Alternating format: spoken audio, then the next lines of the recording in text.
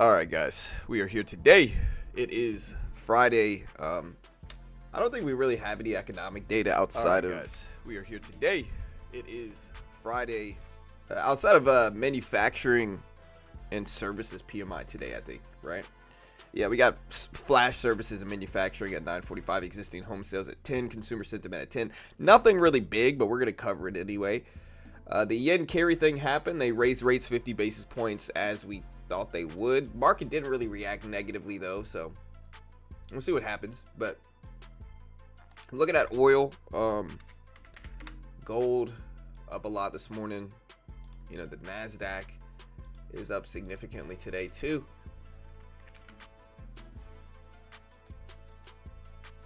Yeah, maybe not significantly, but the NASDAQ is up today. We're basically flat, so I retract my previous statements.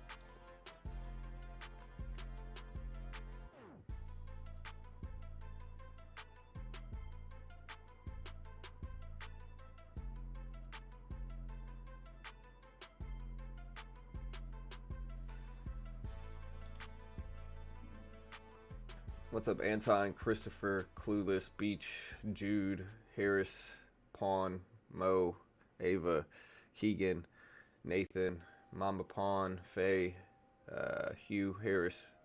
What's up, guys? Good morning. Yeah, NASDAQ turning a little bit here. Look at the, can y'all see this? Yeah, y'all can. All right. We did end up green yesterday, so in our Top Step X account, we did end up, like, coming back and ended green. We got into that long and just kind of rode it all morning. So.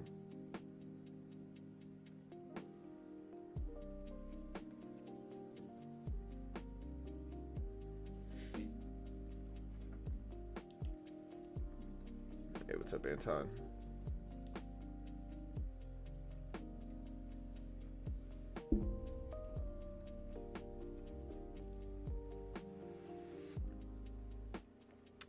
Yeah, so we're going to look up some market news today. Let me drink some coffee and kind of snap out of it, wake up a little bit. So we had some earnings. NextEra produced earnings. They posted 53-cent adjusted EPS, reaffirmed long-term financial guidance. Verizon came in, BDPS beat revenue. Amex, BDPS missed revenue. eBay announced a new collaboration with eBay and OpenAI. They anticipate a collaboration will expand the reach of sellers. So eBay collaborating with OpenAI. Epic Games bolsters Apple and Google fight with third-party titles, according to Bloomberg. If I can remember correctly, there's some type of issue, like Epic has a problem with Apple controlling the watch or the Apple Play Store or something. Maybe that's the Google Play Store. Apple has a problem with it of some sort. I can't remember what their problem with the Fortnite creators are, but it's something like that.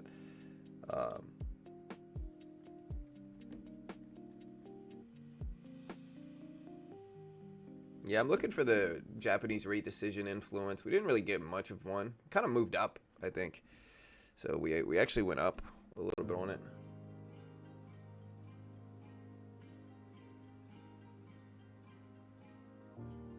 Yeah, the yen carry thing's already done.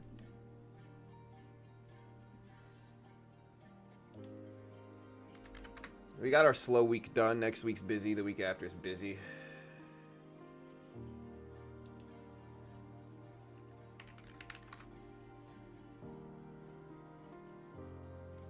Kind of a boring day.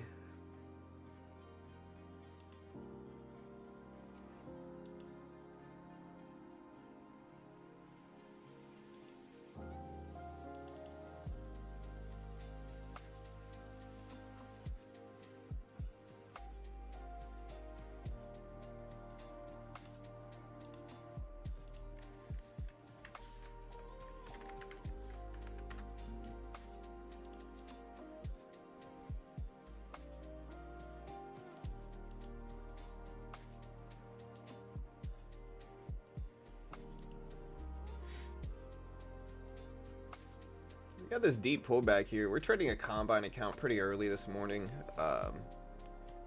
Trying to hit the other $1,500 in profit that we need to pass it. And we'll use a $300 risk for this first trade.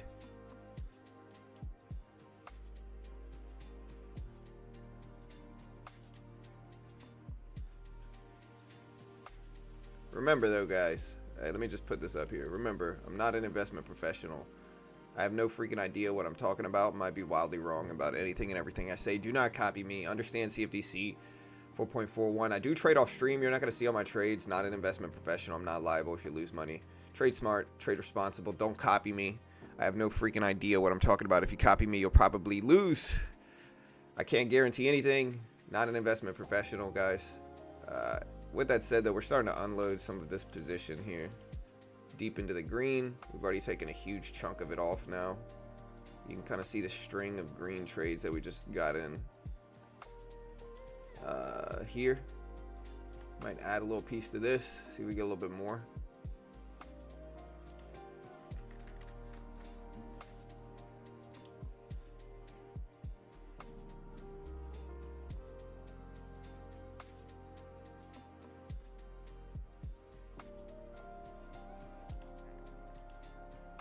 Take 4.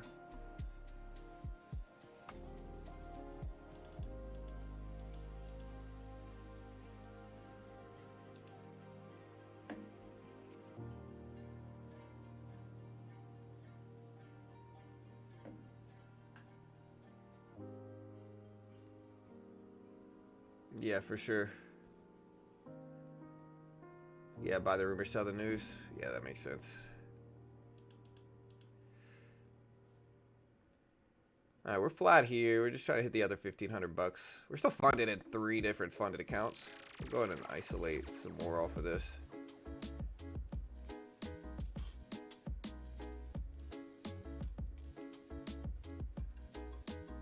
We got 1 contract left. I don't like the way these candle formations look. So we got 1 left. We'll let 1 ride here.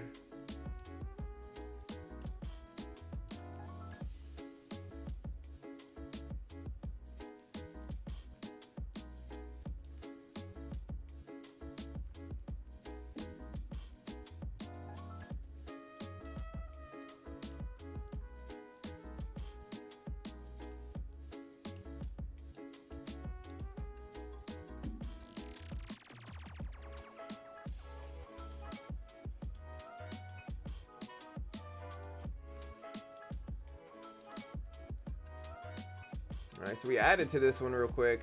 We'll go ahead and lock most of that in, $50. Yeah, it didn't really move much from the yen carry thing. It's all right. We'll get out the rest there. So we ended up making money from this, but not much. We're up 200 on the day. Not bad.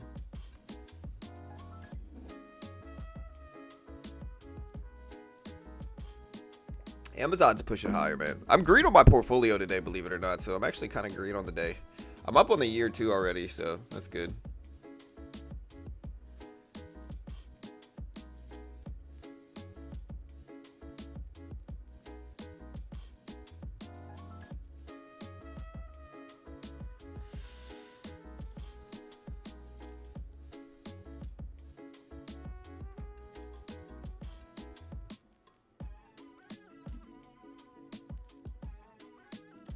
Let's see what we decide to do here.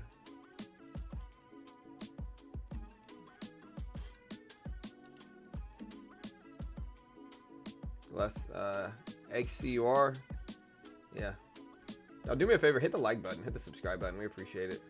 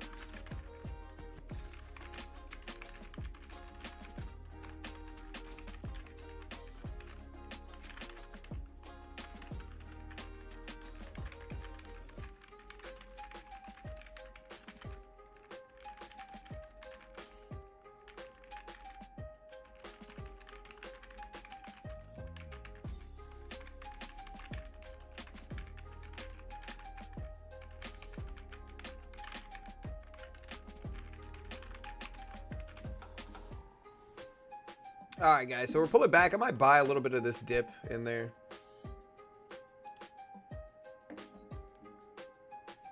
Japan already had their rate decision yesterday. So the Japanese rate decision was yesterday. It was last night.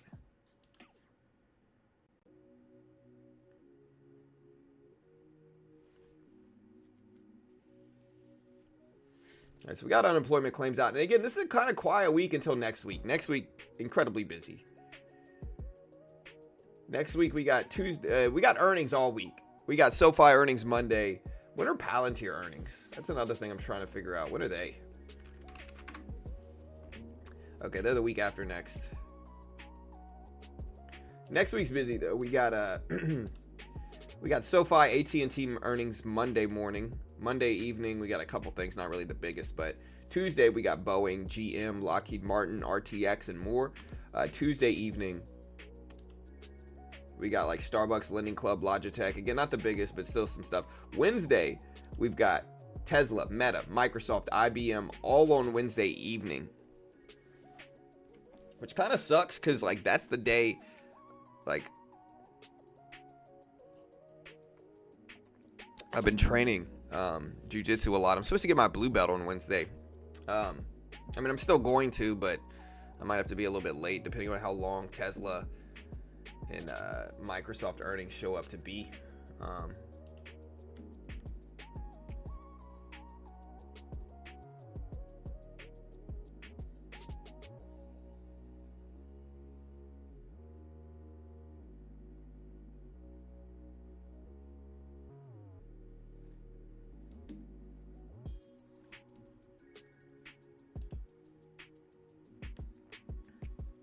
How long until the market opens? So it is 7:50 market time. Market opens up at 9:30, so we got like an hour and 40 minutes. Yeah, they did 50 basis point rates. 50 basis point rate hike. All right, so we're up about $100 on these two contracts. I'm gonna add a little bit since I'm very green on it.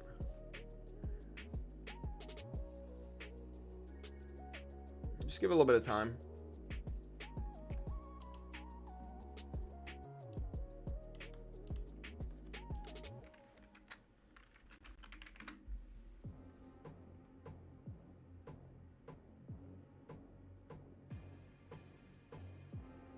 Okay, so this is $2.50. Hey, thank you so much. I appreciate it. Well, it can negatively impact stocks, but so far we're kind of getting bullish action from it. The rate decision's already out, right? So the rate decision's already out, and we're kind of getting bullish action already. So we're going to lock in a little piece of this now.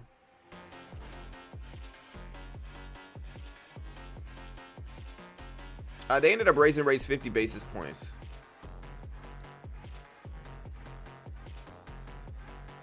So we ended up locking out of this, but we might have to fix this trade. Hold on. Yeah.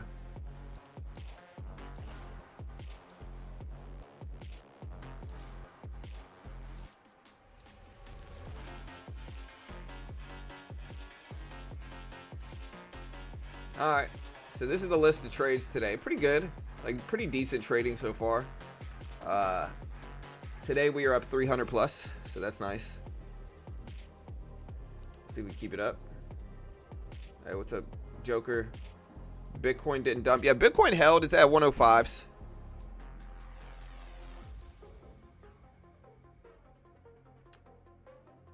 Yeah, I was thinking we'd get bigger of a reaction, but we just didn't. We kind of moved boring, slow. Not really stuff going on.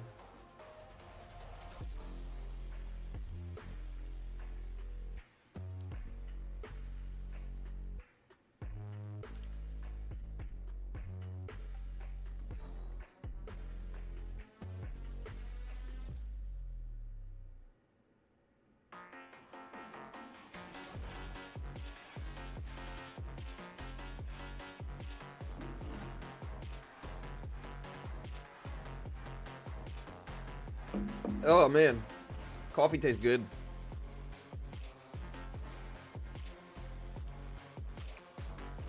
I should have held that long position too, man. Probably because they came in as expected. Yeah, it was what was expected. The market really just doesn't. If it's flat, the market's not really. It's the highest. Japanese yen rate in 18 years. So this rate decision pushes the rate to the highest point in 18 years, I think. But it was on par with expectations.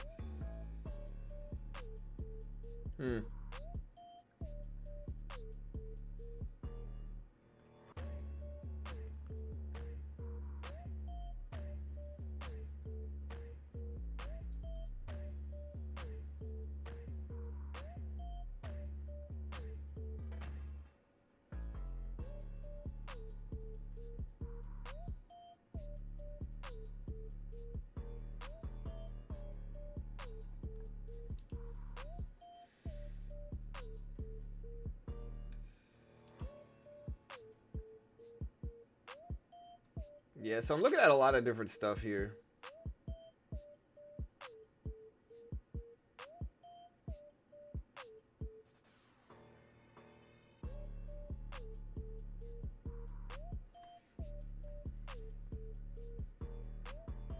Bro, I really like the new Corvettes, but they seem kind of like I would honestly buy one because they're cheap, right? Like they're cheapish. They're not cheap, but they're like 80K for, you know, something that like, and the reason I might get one anyway is because regardless of the price, the new Corvette, like a 2024,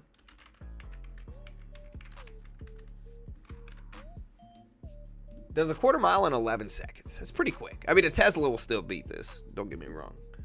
But if you get the Z51 performance, 0 to 60 in under 3 seconds.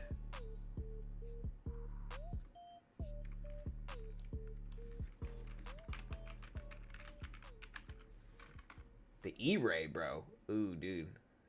Honestly, it's kind of cool.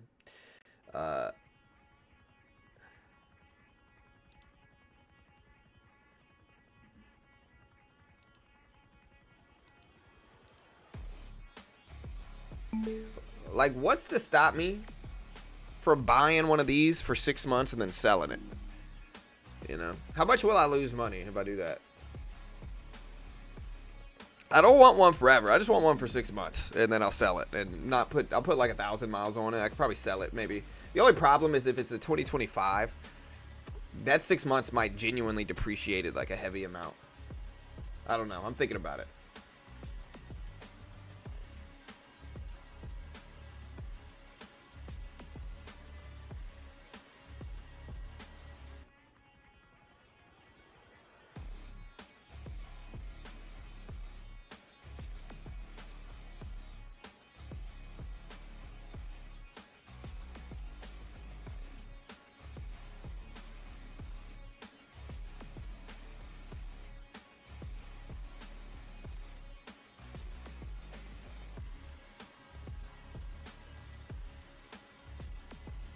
Desani sponsorships. Who? Me? I use OBS. Hey, yo, he said an $80,000 car is cheap. I mean, it's cheapish, right? I'm not saying it's cheap, but like, okay. Like, if I want to buy a Maserati with like reasonable miles, a Maserati with over 30,000 miles is getting kind of sketchy. Right? If I want to buy a Maserati with under 30,000 miles, I'm going to have to spend like 150, 200K. Right? If I want to buy a Lamborghini that's nice with under 30,000 miles, I'm going to have to spend 200,000 on that thing at least for like the base Lambo. If I want to buy a freaking Porsche, like a cool Porsche that doesn't do like 13 seconds quarter mile and like 5 seconds 0 to 60, which is like, those are cool and all, but I'm not going to spend 120, 130 grand on a 5 second 0 to 60. It just doesn't make sense. I need something better than that, right? Like, honestly, the car I drive right now does better than that. The car I drive right now does like 3.7, 0 to 60. And so I need something better than that. If I'm going to spend more money, then I need something better than that. And it's hard to find, believe it or not. Like, one of the options is like an RSX, or no, an NSX. The new ones, the new NSXs, they do 0 to 60 in like 3.6, but it's still not, like, the margin's not different enough to justify it. And so when you look at stuff like this, the Corvette actually does. Like, the Corvette's like 80, 90, 100, and it does that 2.9, 0 to 60, quarter mile in like 11. Under that if you get the faster one too. So in terms of like bang for your buck in that regard, the Corvette kind of wins. You know, and that's why you see them so much. Like, you look outside, you see these Corvettes. Why? Because they're super fast, and versus like relative to the other ones, like the foreign supercars, you just get a lot for what you're paying for it.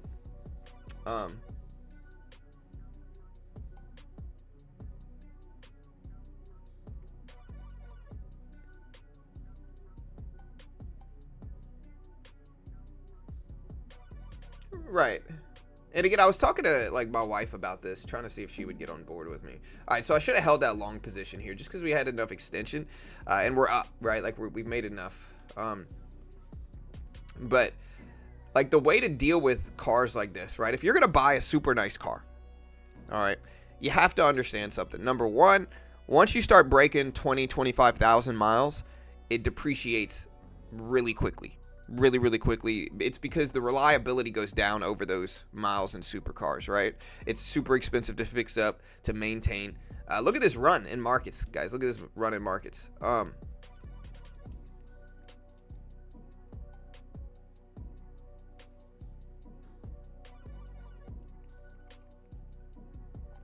But yeah, and so the way to get like supercars, like say you buy a Lamborghini, you drive it for 1 to 3,000 miles, never put over 20,000 miles on it. You drive it for 1 to 3K, and then you sell it for what you paid for it. And then you buy a Ferrari. You drive it for 1 to 3,000 miles. You never let it go over 20K. You sell it for what you paid for it. You buy an RSX or an NSX. You buy an Acura NSX supercar. You know, you drive it for 1 to 3,000 miles. You never put over 20, 25,000 miles on it. You sell it for what you paid for it, and you just rinse and repeat that for as long as you want. Driving cool supercars, trying different ones out, and the risk is noticeably less if you do it that way. Noticeably less. Because again, once you start like, there's a huge fall off of price once you start breaking a certain mileage on those cars, and so that's the way you got to do it. What if you fall in love with the car? Well, if you really like the car,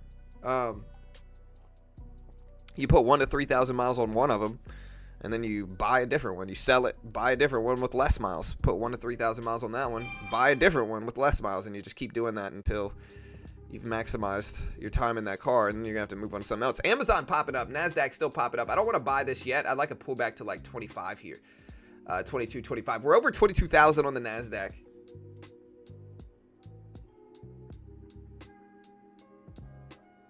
They always taught us you never buy a car more than half your salary.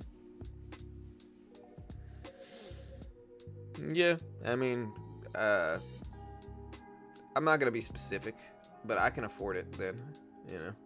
Like, I can buy a Ferrari right now, and I'm still good. Doesn't mean it's a smart purchase. I still feel bad doing it. It doesn't matter how much money I make or have. I still kind of feel bad buying it. That's why I haven't bought one. I feel bad, you know. I could buy like a $50,000, $60,000 Porsche or something. That's why I'm looking at the Corvette and not feel bad. Have a cool car, maybe sell it one day. Problem is, I need a 4-seater. My family ain't gonna let it slide getting a 2-seater. They're not gonna be happy. They're gonna be mad.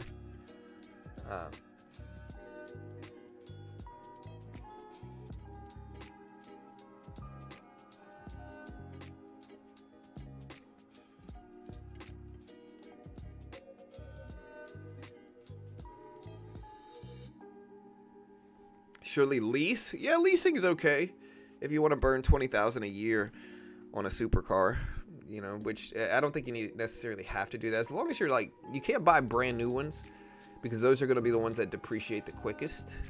You could lease for sure. Yeah, good enough credit, you know. It's still going to cost you tens of thousands of dollars a year to lease it. And so I think it's a cheaper way is to just sell it, buy a new one. That's what the car dealerships are doing in the first place. They're flipping those cars quick, getting them in and out, making their margins and moving on, not sitting on them too long. The longer you sit on them, the larger the risk. And so they're getting them out quick. That's what they're doing. GT3 RS. Yeah, that thing is like freaking 350,000. It's a dream car of mine, Sam. But I'll never freaking get one. They're too rare, too expensive for a car. Like once you start to hit 300-400K for a car, I'm just not interested. Too much risk.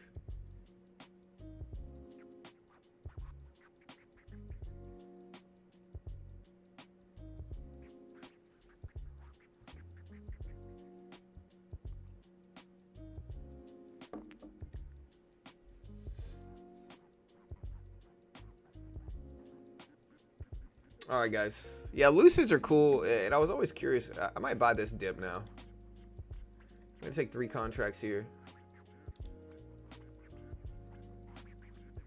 We've been mostly right about direction, but we will unload this if it starts to break down.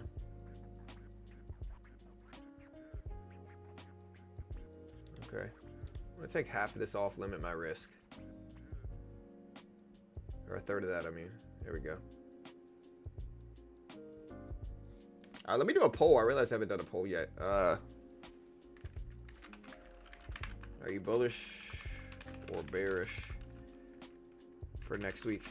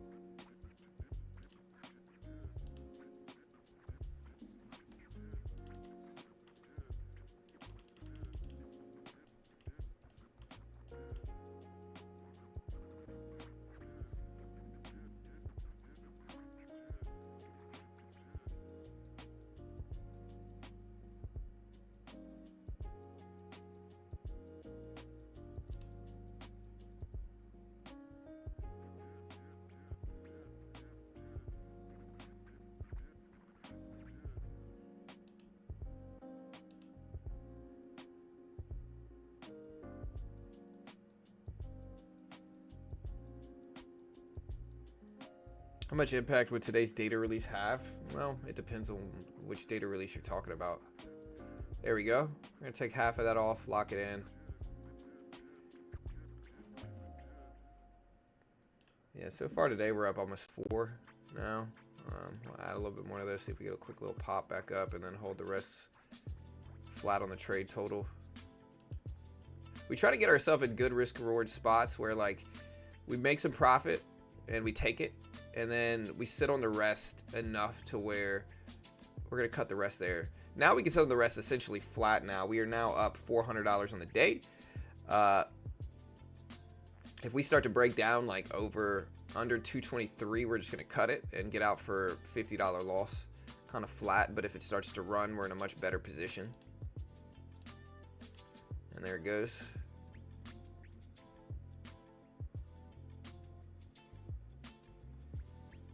Getting a little bit more of action in pre-market this morning too, probably from the yen carry thing. I'm looking up the news stories. Oh, AI is supposed to give me the news stories. Hit me with it at least once a day. Let's check it out. All right, guys. As of today, a couple key developments. I'm gonna cut this and just get out and just lock in my gains that I made all morning here. We're up about 400 now. Yeah, so Texas Instruments shares are down 5% in pre-market after the company provided weak profit guidance despite surpassing earnings and revenue expectations. Boeing fell 1.7% in pre-market following a forecasted fourth quarter loss larger than anticipated, primarily due to strikes and cuts. Intuitive Surgical, which is ISRG, despite beating earnings and revenue predictions, shares decreased by almost 4% due to modest forecasts for procedure growth. Twilio surged almost 20% after achieving GAAP, which is generally accepted accounting principles, operating income for the first time and announcing a significant stock buyback program. So it looks like we got out of the NASDAQ just in time. Look at this big pullback. So that's good. Upcoming data releases. So investors are awaiting key data next week. Survey on January's manufacturing and services. University of Michigan consumer sentiment today. The Bank of Japan raised interest rates by a quarter point. Wait. I think this is wrong. Didn't they do a half rate hike? Or a 50 basis point rate hike?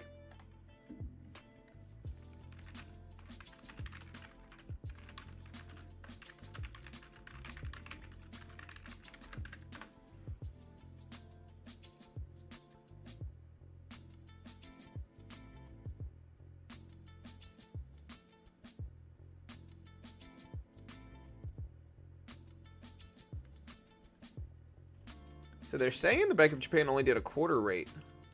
Look at this big drop.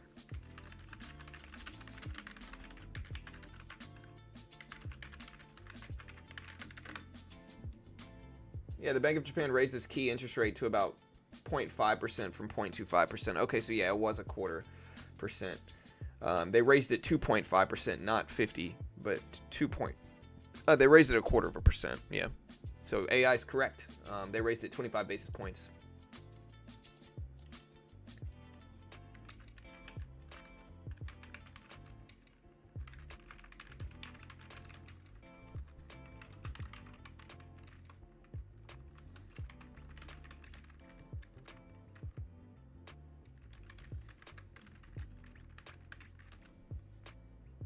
So we're going to put that up on screen. Look at this big fallback here. Look at this big drop. It's kind of coming out of nowhere, though. Let's see if we can figure out why. Anybody know why the market's falling like this? Let's see. Let's look at stocks. Apple. No, not Apple. Nvidia? Microsoft? No. Meta? No. Google? No. Why is the market falling like this, chat? Anybody know? I'm going to buy one contract here, just one, though. I'm still kind of confused about why the market's dipping like this. I don't really see any economic reports coming out today that would justify this move.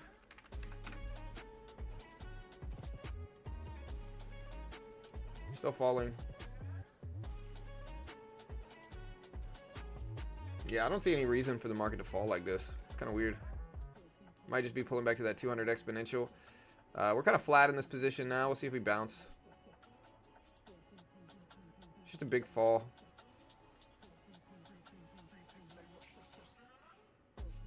We'll give it one more second. We're going to cut it pretty soon if it's not.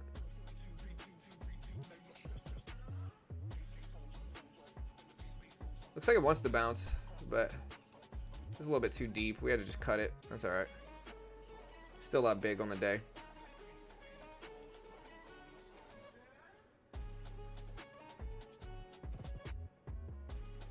The expectation was 0.5%, 25 basis point raised, and that's what they did. They raised it 25 basis points to 0.5% from 0.25%.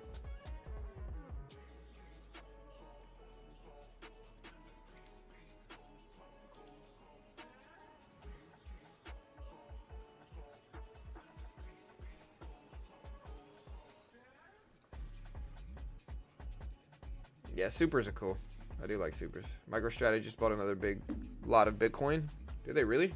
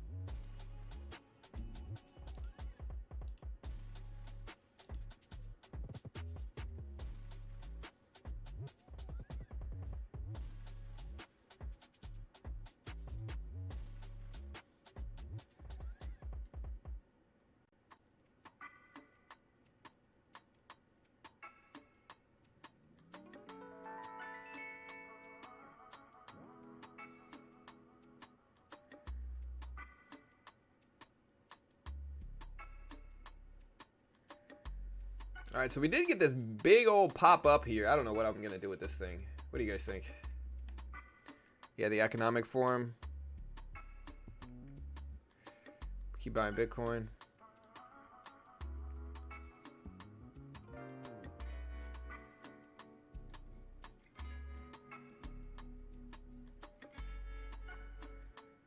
Looking at our poll, 64% say they're bullish. Mostly bulls here. Question is, do I buy the NASDAQ now? We're kind of in this trend. I think I will. Kind of a risky buy, though, but that's all right.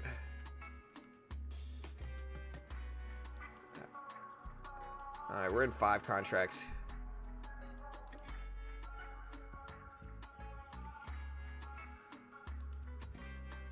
My risk here is about $300. We're going to trade with the profit we have on the day and just swing forward with the profit we have. That's the plan.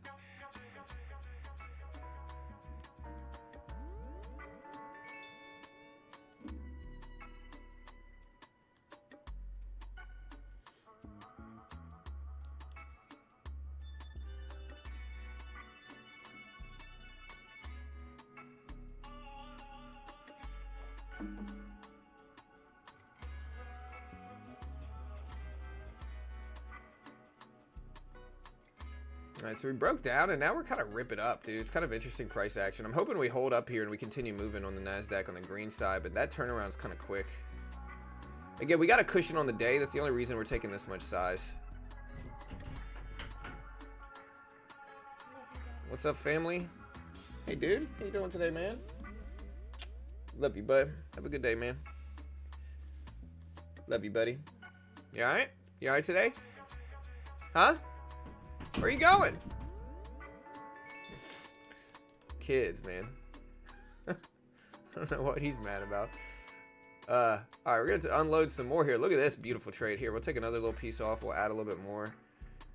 Get spicy with it.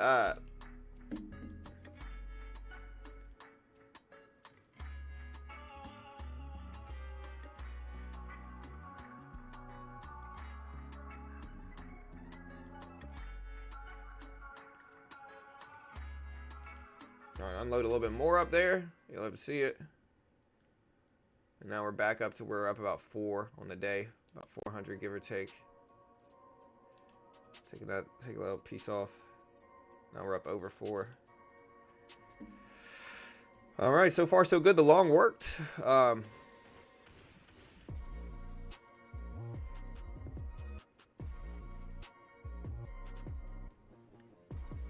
I was hoping my son would be like me. Right? Like I am so happy in the morning I'm annoying. Right? Instead he's like Carol. Carol is not a morning person. She wakes up in the morning, she's mad. My daughter does too, my son does too. Carol wakes up in the morning, they're angry. I'm freaking jumping up and down and annoying everybody in the morning. Never really grumpy. Always pretty happy in the morning. I get a huge boost of energy in the morning too. Even without coffee. Like, I will annoy people in the morning. I wish my kids were like that, though. My son's kind of like that sometimes, but I don't think he likes school. Yeah.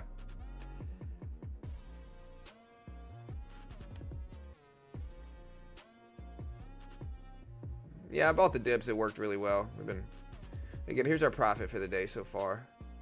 We've had like 6 losses out of 20. Still pretty good. Our direction reading. We've just been trading with the trend. That's all we've been doing. We don't buy it when it gets to the top of the trend either. Yeah, I think they do school wrong as well, right? I get it. Young generations are like, yeah, like you need to pull yourself up by your bootstraps and go to school, you know? And like, I get it. Listen, I get it. Okay. The issue I have is that kids my kids' age, they need sleep, right? They have to sleep well. You know, if they don't sleep well, you're affecting growth. And so the issue that I have is making them get up at freaking 7 a.m. for school. It's stupid. It's wrong. It's not what they're supposed to do. Like, they're supposed to sleep in and get a lot of sleep, because sleep helps them grow. It helps them regulate. You know, they need sleep.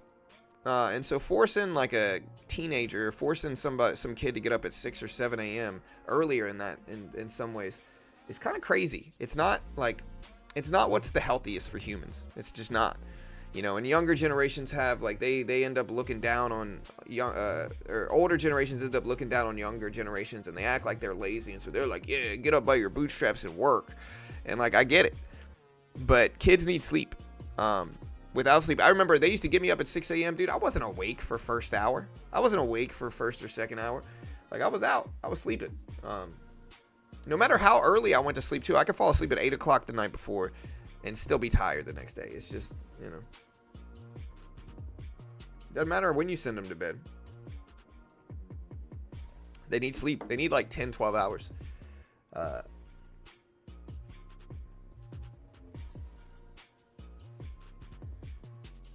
Yeah, that's dumb. I promise you, listen, Kevin. If you believe that he only sleeps 3 hours a day, I'm not saying you're dumb, but I don't think that's smart, sir. Like, people can be like, oh, I sleep 2 hours a day. Like, okay, then you're secretly smoking crack. Let's just be honest here. Nobody sleeps for 3 hours a day. Nobody, you know. I think they say if for every hour under 7 hours of sleep you get, your IQ drops by about 15 points. 10 points maybe. And so, you know, we could pull the whole, oh, I don't need sleep. Sure, buddy. You know.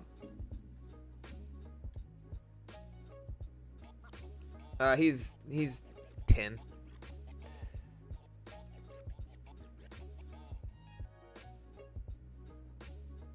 Yeah, all the kids hate waking up. Yeah, I mean, for sure, Pawn. I mean, because they shouldn't be getting up that early as like growing beings, right? They shouldn't be getting up that early. Like they should push school back to like 10 a.m. Make them stay later in the day. That's what they should do.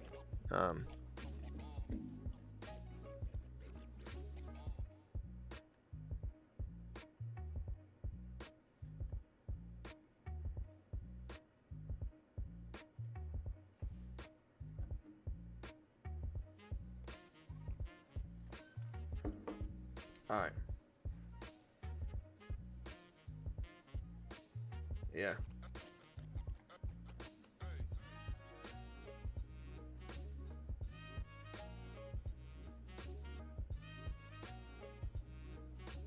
All right, so we're hanging out here. I don't really want to buy anything. I'm just waiting. I'm just trying to teach, like, I don't know if they're actual boomers, but like doing the harder thing is not always the best. Like going by science, right? Like getting up early and picking up your bootstraps and just getting to work, guys. That's not the best thing sometimes. Not for kids, you know. Like adults, sure, do what you do. Like I think a routine is important, right? Like I go to bed at freaking 9 o'clock, wake up at 6 every day. I feel great. I don't need any more sleep. I feel fine. I get at least 7 hours though. If I don't get 7 hours, I don't feel right, and that helps me operate through the day. But when we're talking about young people, it's different. All right, I'm gonna buy this dip. 2 contracts. That's it. We're not gonna take larger than this. See if we get a quick little pop back up, and if not, we're gonna cut it quick. Yeah. Hey, Maddie, do you think kids should get more sleep and go to school later in the day? Yeah, I mean, kids. They need sleep, right? They need sleep to grow. So I don't understand why schools. You're not. Right. Yeah, 10-year-olds shouldn't be getting up at 6 a.m., you know, going to school. Like, and then people get mad at them when they can't learn. It'd be more logical if school started way later.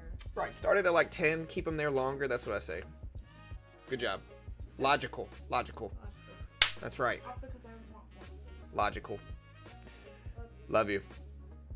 All right, we're going to cut this. Logic. See, daughter knows what's up. She's like, yeah.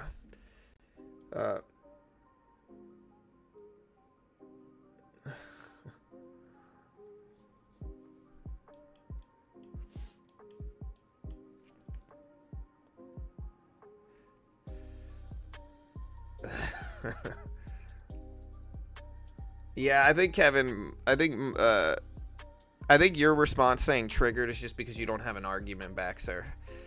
You know, saying I'm jealous about some random dude in chat that I think has a very old-timey mentality that's kind of wrong. You know, saying jealousy is silly. I promise you I'm not jealous of you. If anything, it would, you know, never mind. I promise I'm not jealous of you. I don't know what there is to be jealous about necessarily. You haven't really given me enough information about you that would make anybody jealous, sir. So I think that's a silly comment, sir. But hey, cheers to you, man. You know, Amazon had this huge downwick.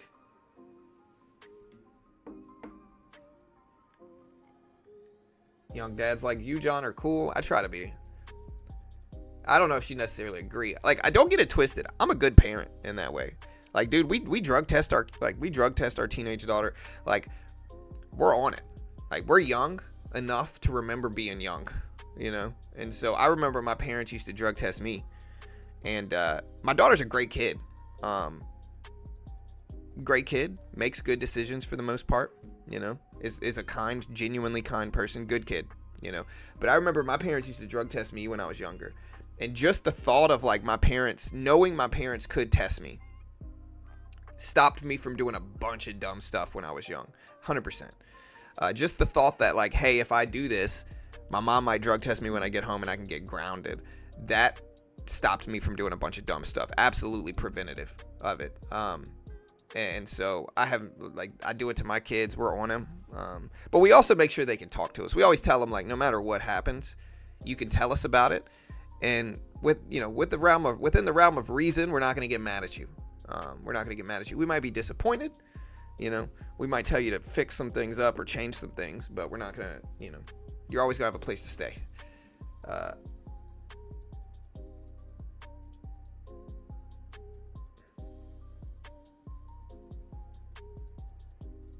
Well, she's a 16-year-old, and there's a difference. Yeah, look, that's how we do it. She knows. We told her. We're like, look, we remember being young. Again, it's preventative, you know.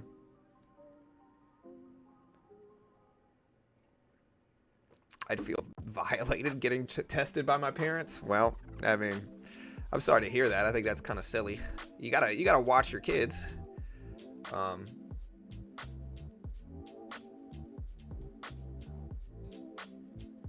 Like, I get it. You want your kids to be happy and all this stuff, but, like, you got to protect them. They understand it's a means of protection. If I didn't care, I'd let them do whatever they wanted. You know, like, and again, they have friends, parents who just kind of sit around drinking, letting them do whatever they want. Don't really see what they're doing. Don't really watch what they're doing. They just kind of let them do whatever. We're not really those parents, though. Like, we watch after our kids, and they understand. They understand. It's not kids, it's teenagers. We don't drug test my son. But once she started to turn into... Once my daughter started going to parties where some of the kids might have, like, alcohol and stuff like that, yeah, you better believe we started testing them.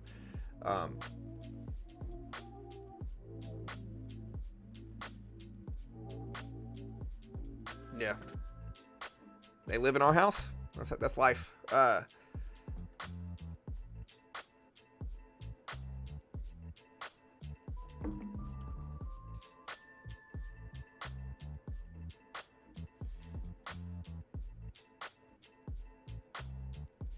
That makes sense. I wish I had parents that cared that much. Appreciate it.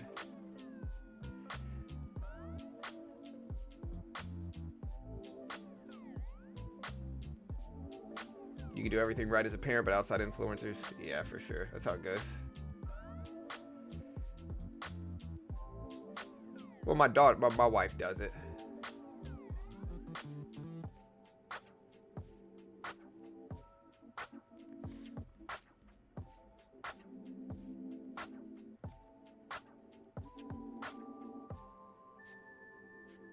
What will happen if it's positive? Well, we probably wouldn't let them hang around with whomever they were around whenever they failed. It's just about having, like, you are who you hang out with. And so if your friends are a bunch of degenerates that are just kind of making bad decisions, kind of desperate and acting up, then that's who you're going to turn into. So you are who you hang out with. And so, honestly, they probably wouldn't be in that much trouble, even if they did. It would more so just be we would change who they're hanging out with.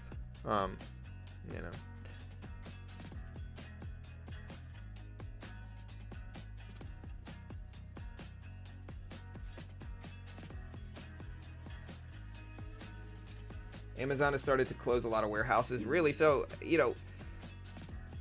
I'm a big believer in Amazon stock.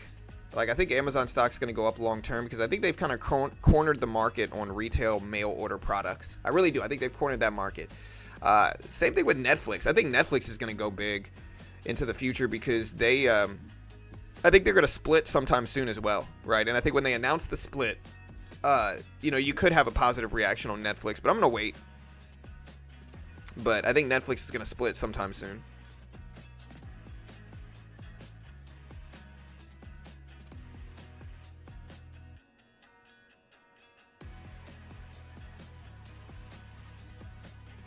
No, I disagree, Ty. Quietly is not good, right? Quietly means less people know about it. And I think the difference between Walmart and Amazon is that people know about Amazon. A lot of people don't know about Walmart. And so I think Amazon's still going to thrive regardless of what Walmart does. They've cornered the market. Yeah, I think they're gonna split sometime soon for Netflix. The share price is getting too expensive. Once the price gets to 1K, that's when it starts to get a little bit too expensive.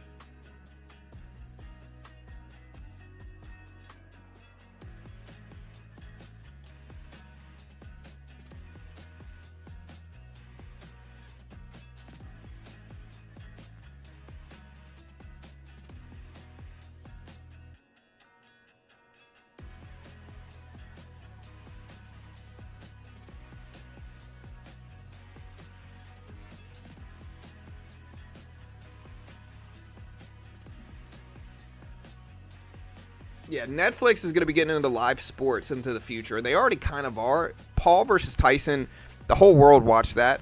That's good for Netflix, right? And I think that's what, like, I need a pullback to buy more into Netflix. The last week I made hundreds. I made like $600, $500 from Netflix last week. And so I'm looking to buy more, but I need a pullback, to be honest, into it. I'm not really confident unless we get that dip.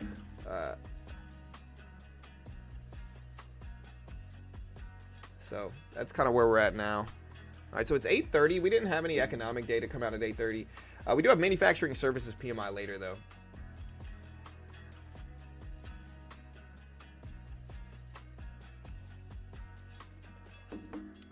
How does the Japanese interest rate affect the U.S. markets, though? Okay, so it's kind of nuanced, but I'm going to explain the correlation now. Okay, so there's something called a yen carry trade.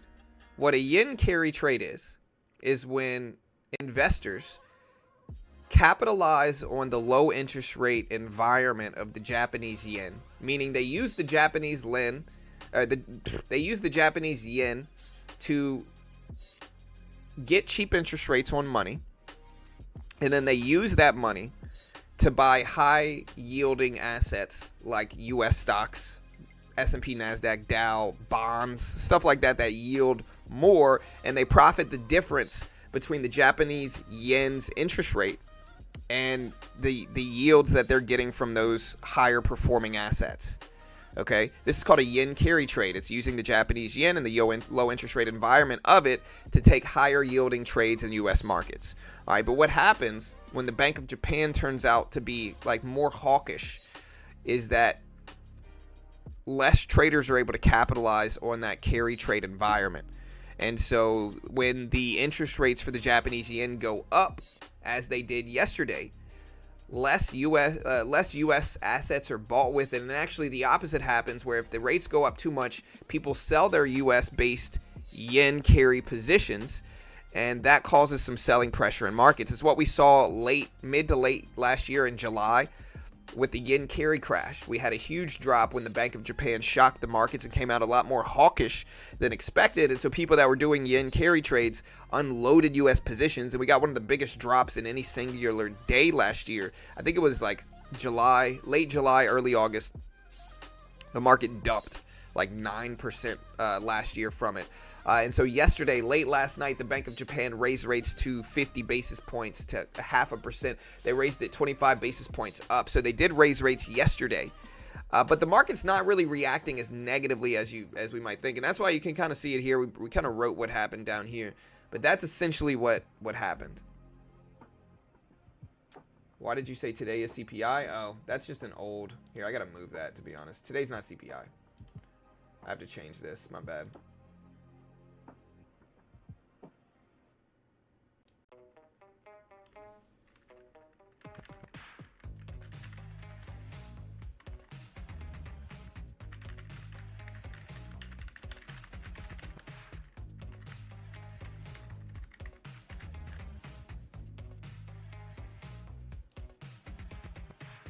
There we go. Yeah, I just forgot to change the description. My bad. Yeah, they were hawkish. They raised rates yesterday. They raised rates from 2.5 from 0.25, a 25 basis point hike. Yeah, it came in as expected, though, so it wasn't as hawkish or bearish as expected. Wait until drone delivery is more prevalent. Yeah, 100%. Absolutely agree. All right, so market's fallen down last year. We kind of slowed down on our buys here, too. It could be a choppy day today. I'm not sure, to be honest. We'll see.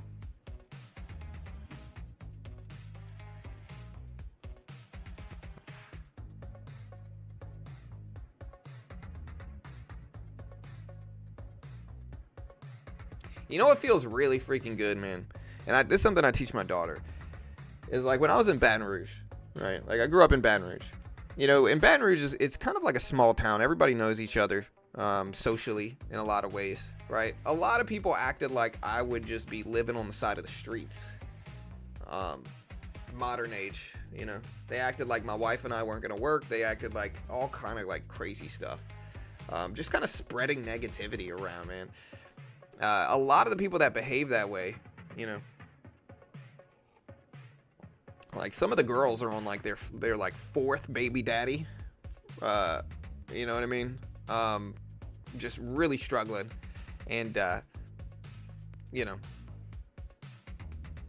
cheers to you guys. You know, feels good, man. Feels good. Success is the best revenge, and you love to freaking see it.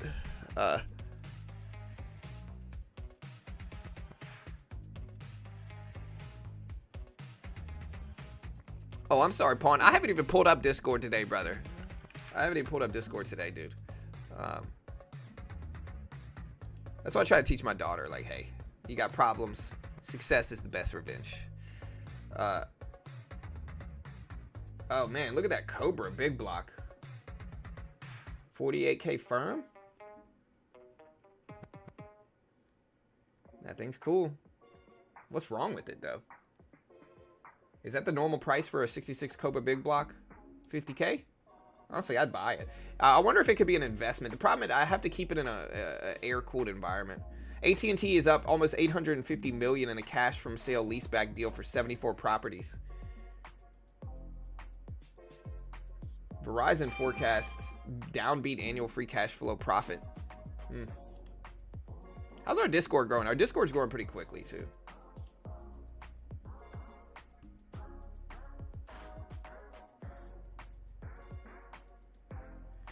I like your channel because I come from the Fed. I come for the Fed data releases and stay for the general life commentary. I know, listen, that's what we're about here, bro. Listen, I know a lot of you guys are here for economic data, but y'all know, kind of, y'all are here to hear me rant about life. You know, it's interesting and you know it. Look, you know, it saps you in. I can't help it. I'm sorry, guys. Some people were like, bro, talk about markets. It's like, dude, y'all know y'all don't want me to do that. Market's boring right now. We are breaking down. I did kind of slow down my trading. We're green on the day. I'm going to see if we can get another 1,500 today. Free t-shirts.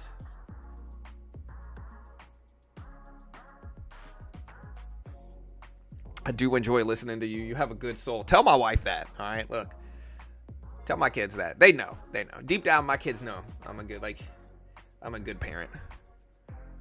I try to be.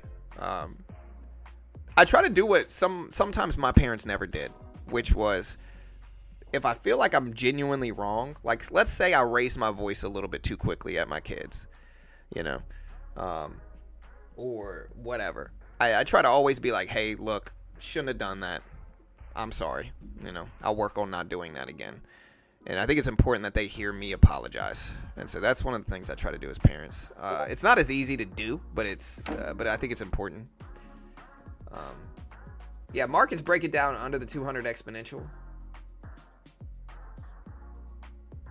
Dasani.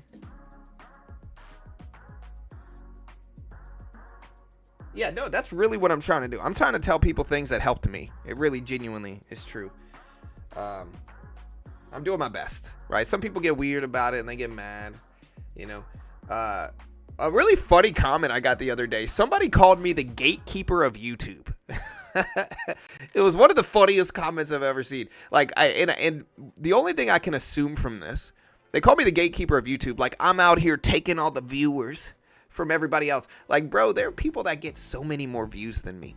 Like, so many more, right? I mean, I'm top 3 greatest ever, you know.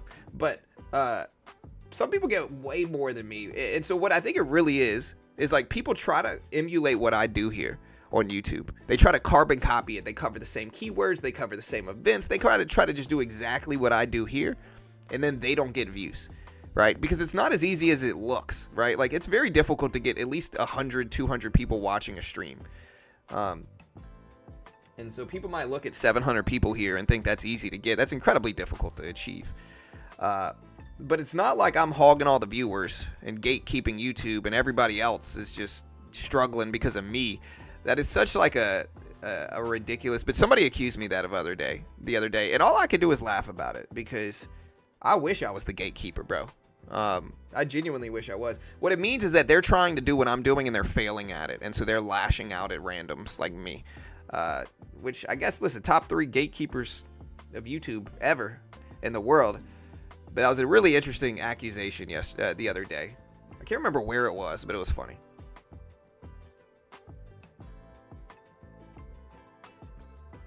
Oh, yeah, we're going to stream live earnings releases. Yeah, 100%. We've been streaming live earnings releases for years. Next week is when that starts. It depends on the stock. Like, I only do Mag 7 stocks and a couple other ones. So I'm only going to do, like, Apple, Amazon, Tesla, Microsoft, Meta, Google, and then a couple other ones that are important. Maybe, like, Palantir. Something that's got a big following, I'll do it. Everything else I'm not going to cover. I'll cover it, but I'm not going to stream the earnings release or call. Hey, thank you, Roger.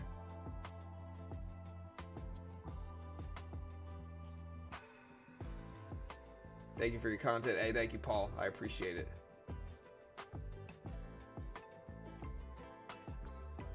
Hey, bro, I love your stream. What's your advice for a struggling trader? Trade small. Don't risk. If you're struggling, do not take big risks. You know, if you're on something like Top Step X, set a maximum daily loss limit.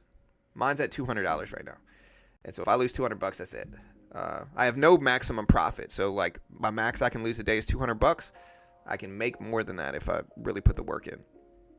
But, you know, traders have this tendency to where if they're struggling to trade, they double, triple their size, you know, and that's the worst thing you can do. And so you really got to get okay with losing any particular day, and you got to set limits around those losses. But again, I'm not an investment professional. I have no freaking idea what I'm talking about. I'm wrong about everything, and if you copy me, you'll lose money. Understand CFTC 4.41, hypothetical or simulated performance have limitations. Guys, I'm not an investment professional.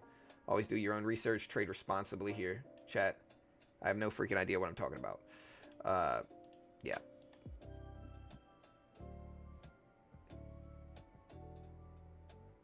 You can learn something from everybody. Yeah, even if it's what not to do. Yeah, tilt, poker term. Absolutely true. You go on tilt very easily. The martingale system's terrible. It's a horrible system that will destroy your account if you use it.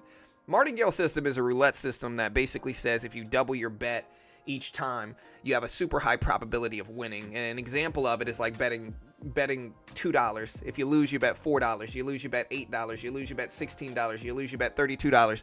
And you keep doubling your size until you win, right? Number one, casinos mostly have rules against it. And so it'll look something like you might win. It'll look something like this. You win a little bit, you win a little bit, you win a little bit, you lose everything plus more. You know, that's the typical like outcome of the martingale system. If you try to use it at trading, it's basically adding to losses, adding. And that might work as long as you get lucky and the stock inevitably bounces back up. That might work, right? The problem though is that eventually you're going to get unlucky and it's going to go like this, right? And you're going to lose everything you put into it. And so a lot of people are honestly trading a variation of the martingale, and they think they have some like super profitable system out there where, you know, they're basically adding here. And then if that doesn't work, they're adding here. And then if it keeps dropping, they're adding here, and boom, you get a bounce back up and they profit from it. And so you might make money 70, 80% of the time with something like this and think you've got some world beating system at hand. And I'm here to tell you that ain't freaking true. The check just hasn't come for it yet. And eventually you're going to lose your whole account if you keep attacking systems like this. Same thing with martingale and roulette, right? Like, it's going to work most of the time until it doesn't, and you lose everything. It's just, it doesn't work, unfortunately. We're here for jiu-jitsu advice? No, not yet, Nick. But again, like, I trade,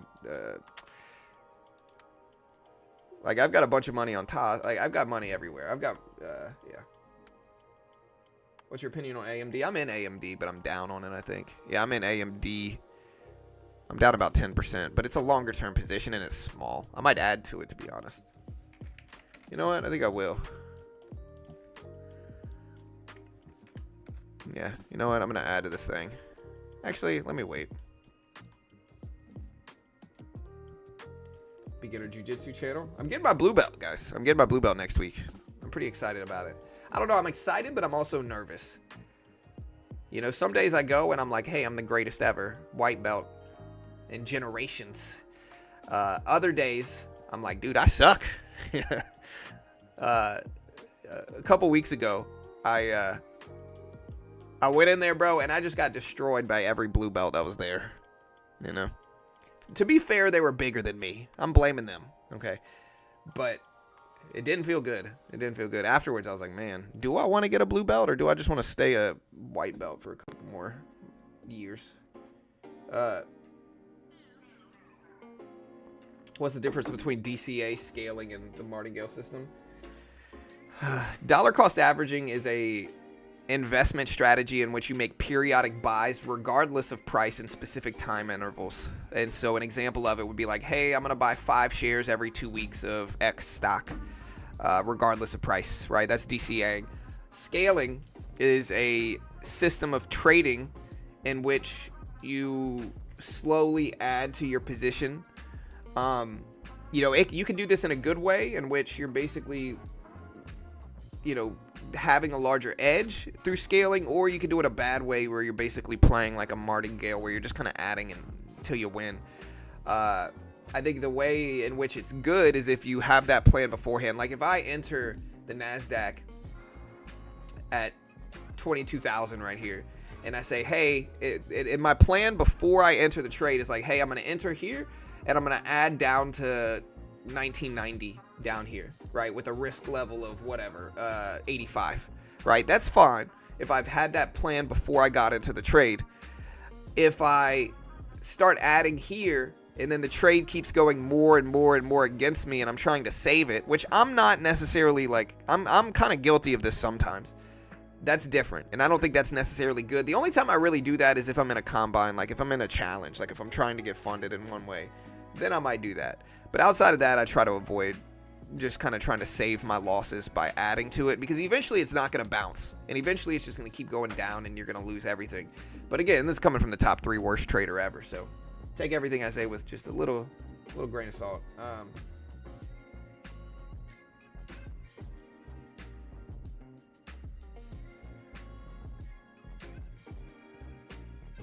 This is the NASDAQ futures contract. In the futures market,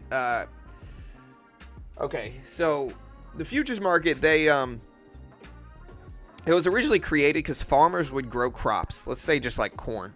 All right, they would grow crops, but by the time they yielded those crops, the price had fluctuated so much to where it was hurting their profits. And so what they started doing is selling speculative contracts to investors, locking in. So they knew how much they were going to make contract-wise before they yielded their crops, right? And they called them futures contracts because they were betting on the future price of commodities. Eventually, that futures market evolved to where we're at now, where I can day trade the NASDAQ, the S&P, the Dow, and the stock market follows it. Like if you look at the SPY, the SPY follows the ES futures contract, right? It follows the S&P 500 futures contract. If you look at the QQQ follows the NQ futures contract. This is what the Q is the NQ futures contract. It's what the price action is. But in futures, there's no PDT rule. And so you can kind of day trade basically the Q and SPY. You can day trade the Russell, gold. Some currencies patterns are very similar to blue chip stock patterns. There's no PDT rule, and these funded account programs are allowed. And most day traders lose. Doesn't matter what course you take, who you follow, most day traders are about to lose. It's a lot cheaper to lose on Top Step most of the time than it is to fund your own account and lose that, right? Because most of the time you fund your own account, you're risking 10, 20, 30 grand if you're trying to get around the PDT rule, and most new traders don't have risk management. They just end up destroying thousands and thousands of dollars trying to look cool on the internet. And these funded account programs limit that risk. You can pay $50. They're going to give you a 50K demo on Top Step. If you can make 3K in profit without losing 2K first, following their rules and conditions, they fund you 50K. You get to keep your first 10K in profit and then 90% split after that. And so it's kind of the best of both worlds. It's kind of like a souped up demo account where it teaches you how to trade. If you're good enough to pass it, you get a reward for it, and you get a funded account. You can then, if you're good enough, you can then start withdrawing money and funding your own account. And if you're not good enough, you're out $50. And I think that's a powerful thing. And they've paid out almost $200 million in the last 4 years. They fund thousands of traders. It's just a great way to learn how to day trade because there's limited risk but like a huge reward target. So it's just useful. But again, they're an affiliate of mine, so I get paid by them. So I'm super biased because I get paid by them. But if you want to check it out, I'll put the link up. Here it is in the description if you want to check it out. There it is right there. And so if you're interested, I just posted the link in chat. I appreciate it. Remember, top 3 worst ever. Don't copy me. I have no freaking idea what I'm talking about. Understand CFTC 4.41. Hypothetical or simulated performance have limitations, guys. Don't copy me. I genuinely have no idea what I'm talking about. Yeah. All right. Markets are kind of slow. I'm wondering if we can attack chop. And if we can attack chop, I guess you could look at it like this. Here's the range. We are now effectively towards the bottom of the range. And so I think you could say, hey, we're at the bottom of the range down here. Maybe we're going to head back up, chopping, and then maybe we're going to head back down. And you can just kind of attack these highs and lows of the range. If you think we're going to have choppy action, I think that makes sense. It's got to be like a longer term, smaller size trade, but I do think it makes sense. And with that said, look at the rebound that we're getting here. At the same time, though, you could also look at it on a shorter term perspective here where you can kind of see like, we are in this kind of like trend here where we're kind of moving down on a shorter term perspective. Which one do y'all like more? Shorter term downtrend, longer term chop range?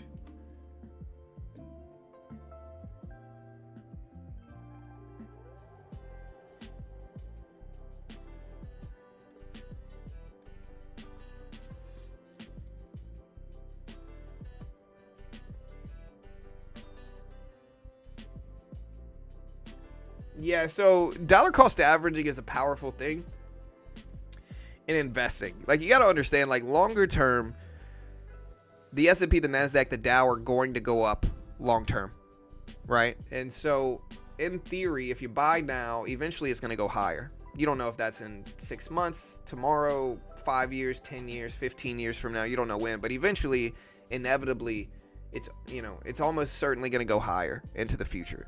And that's the most powerful edge markets ever give you, is that, NASDAQ, S&P will give you about 10% on average yearly. And that includes crash statistics. But, in order to correct from crashes, they're going to do much better on good years. But the last 2 years on the NASDAQ were up 105%. And so for me, it's just a really difficult point in time to buy now, but it doesn't necessarily mean anything. The market might just keep on running. The reason I'm stopping buying right now is because next week and the week after, really, we've got one of the biggest events of markets in the last quarter, really. We have the Fed decision, Microsoft, Meta, IBM. We have tons of earnings reports coming out next week. We got the Fed rate hike decision.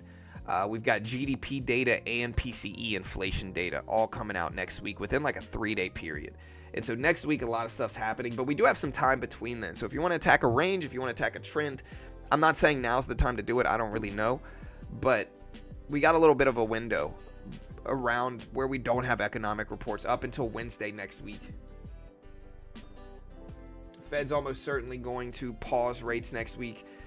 Almost certainly not going to cut. Although the president did come out and said, we're going to demand lower interest rates. It's not that easy, though. The Federal Reserve and the government are independent of each other, right? So it's not that easy. It's just not. I wish it was. I'd love to see lower interest rates. But it's just not that easy,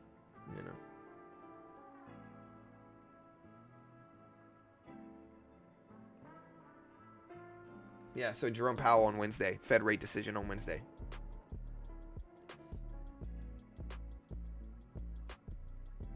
I don't trade stocks that don't make a profit yet because they will need to be diluted shares to stay afloat. Netflix is going to split sometime, I'm guessing, within the next 3 months. I might be wrong, but I'm assuming Netflix is going to split sometime in the next 3 months. I don't know 100%, though. I really don't. I'm not 100% sure. I know generally when stocks start to hit $1,000, they split. Nvidia did it. Tesla did it. It's kind of industry standard to split once you start breaking over 1,000 per share, because what it does is it causes less people to be able to afford your shares, and logically you want more people to be able to afford it, so they keep buying your shares, right? And if it's over 1,000, it limits more people from buying it.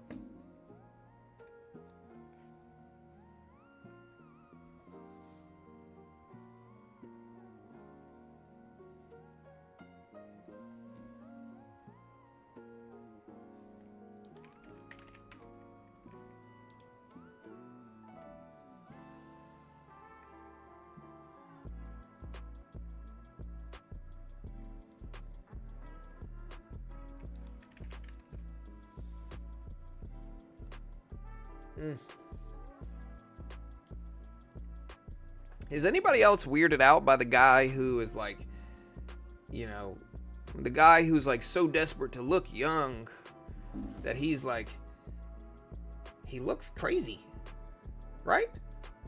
The guy who's like freaking taking his son's stem cells or something like that. Like, he's doing some weird stuff.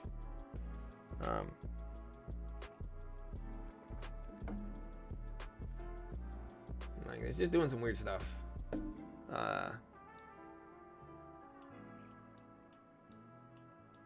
They got the documentary on Netflix about it. I'm scared to even watch that thing.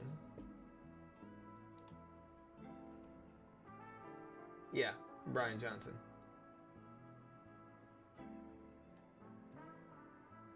I mean, bro, age with grace, dude. Just accept it. You're getting older. I'm getting old too. Listen, I've got crow's feet.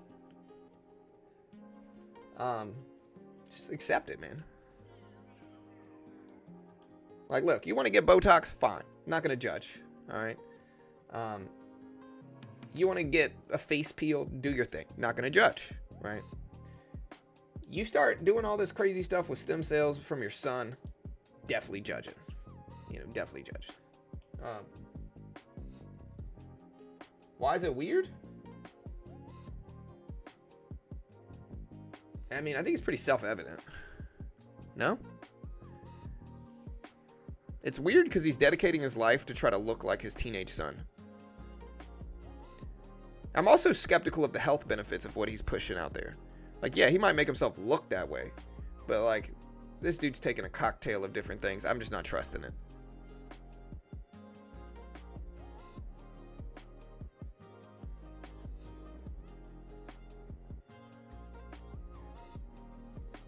Why index don't split? They're very expensive right now. Buy what Cobra? Yeah, he looks like a normal 40-year-old to me.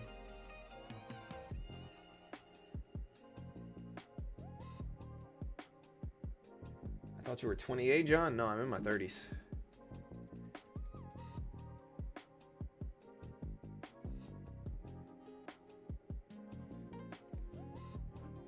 You might be right, Femi. I don't know. I don't know, man. Yeah, I don't know.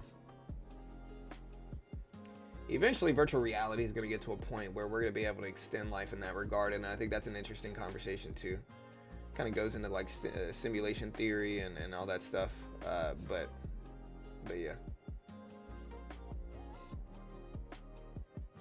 Yeah, we're at a point in culture where people are posting pictures of themselves with huge filters on that take away all of their wrinkles, and then they are bragging about how young they look to others on social media. I can't get behind it. I'm not saying I've never used a filter, but never like that. I'm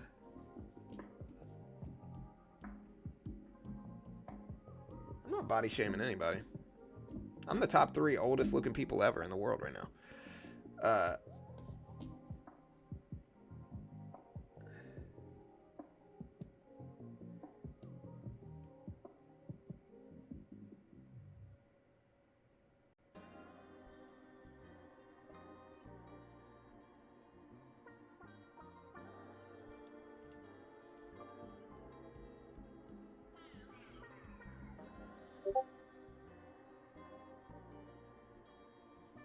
Yeah, for sure.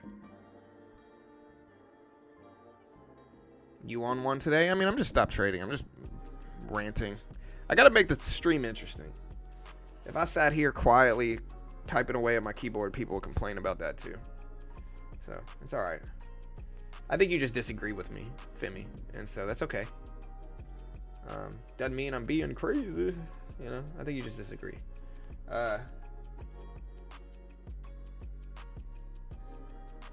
You ever meet someone who genuinely lost millions in the market? Millions? Yes.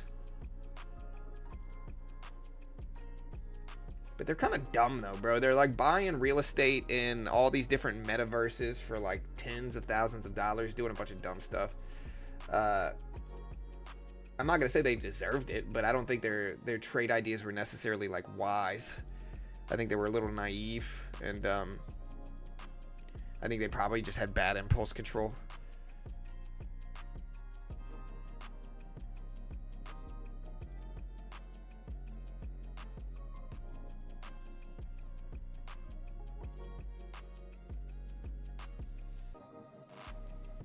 Who, Rosie? Here's Rosie right here. Top 3 greatest dogs ever. All right, guys, I'm hanging out. Again, we're up a lot today. I've just got to stop trading for now. I need a little bit better edge. We got 30 minutes until the market opens. 30 minutes. I'm just waiting here, Chad. I'm waiting. I'm hanging out. How do you generally approach an all-time high? You mean in markets? Ideally, I'd like to be in positions. It depends on whether I'm in positions or not, right? If I'm already in positions, it depends on how big the position is. If the position's large enough to justify it, I will take a piece of it off to lock in profit at all-time highs, and then ideally hold some of it and let it keep working until I see some confirmation in like a downward bearish trend. If I am not already in positions in whatever the asset is, I just don't buy it, because all-time highs are extended. It's the top of the range. So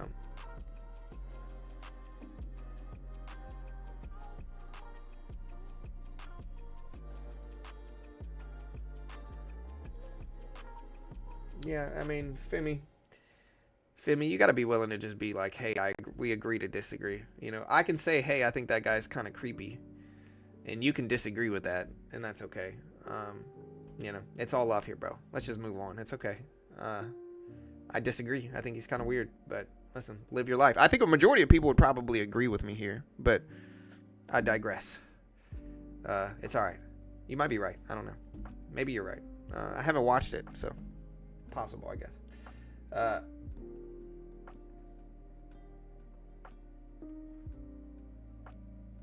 You ever met someone who made millions in the market? Yeah.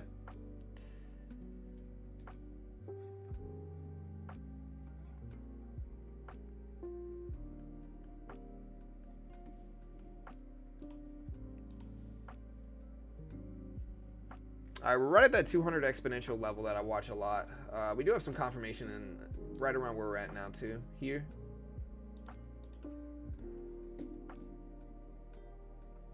Who? Jonathan, I'm not sure who that is, bro.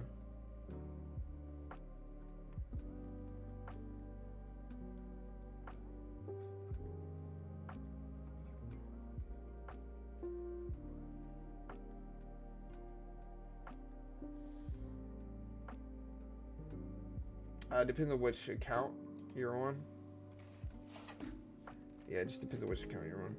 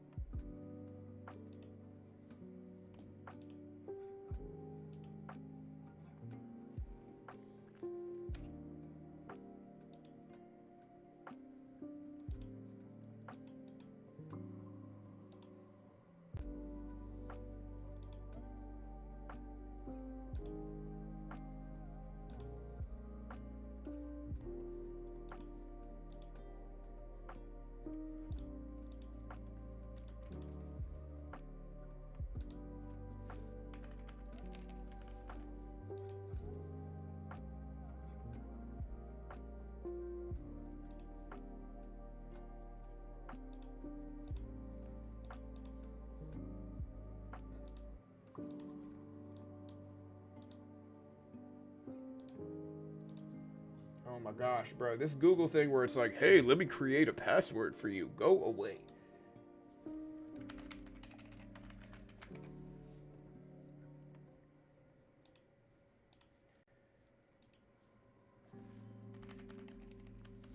All right. Less than 30 minutes. Market's still heading up too. Okay. So it looks like that's the right one. All right. Still over that 200 exponential level. That range trade I was talking about, you know, bottom of the range, heading back up, it made sense. And it's kind of playing out that way too. So should have taken it, but it's all good. We're already up decent on the day. Thank you for helping us keep data secure. All right.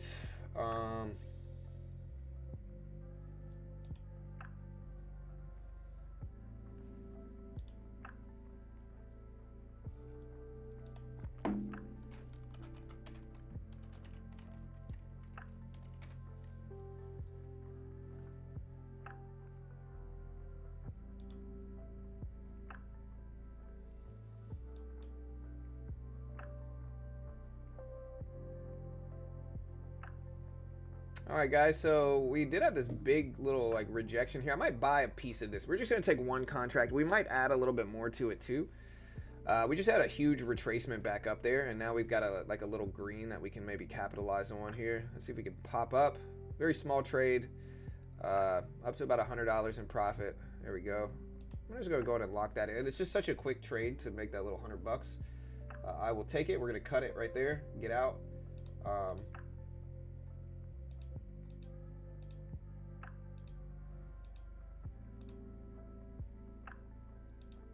Yeah, we're up about 4 on the day now. That's nice.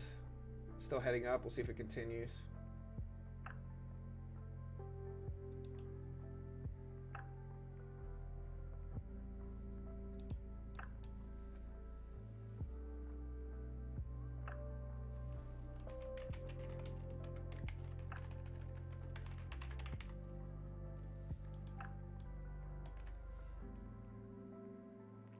Look at that big increase. Could have held a little bit more, maybe.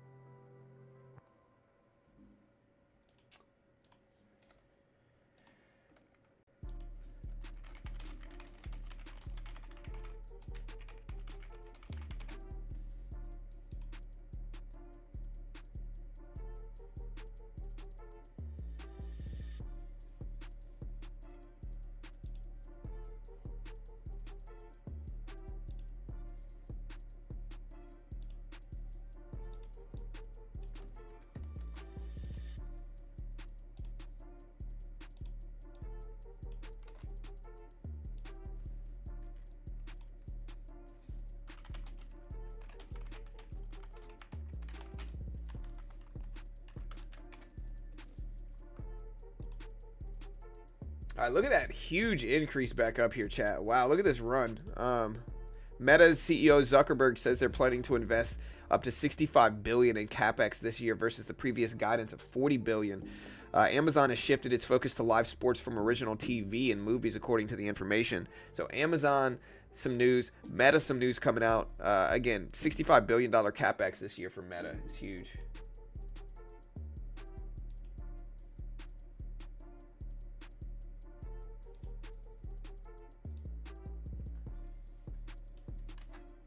Yeah.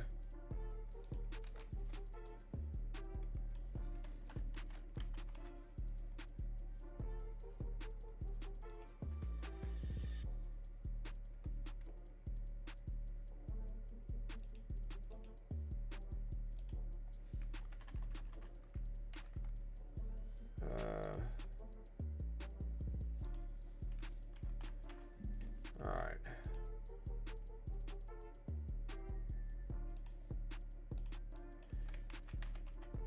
Oh my gosh. There we go. All right, look at this increase. We're tapping those highs. So that range bound trade would have worked perfectly, man. I should have taken it. A little disappointing. Oh.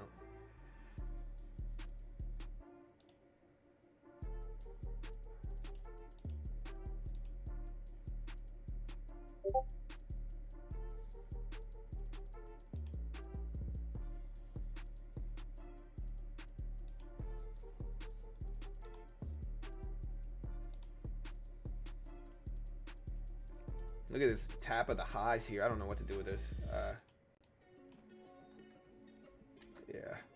Yeah, I got it, pawn.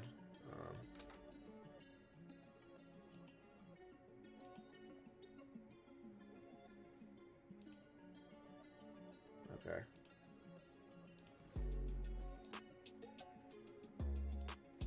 Two, four.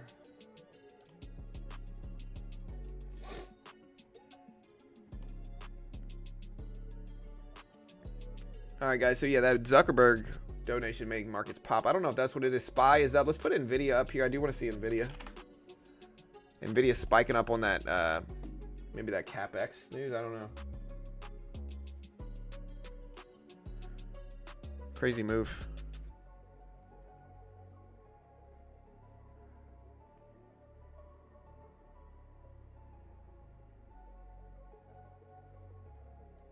He doesn't have to donate. It's all good. It's fine if he wants to. Listen, in trading, guys, you want to celebrate your wins when you can. So I'm okay with him celebrating his win here. That's all good. Like, I get it, to be honest. In trading, you want to celebrate your wins. So it's all good to celebrate your wins, brother. You better believe if I win or get something right, you're never going to hear the end of it here. I'm going to brag about it all day.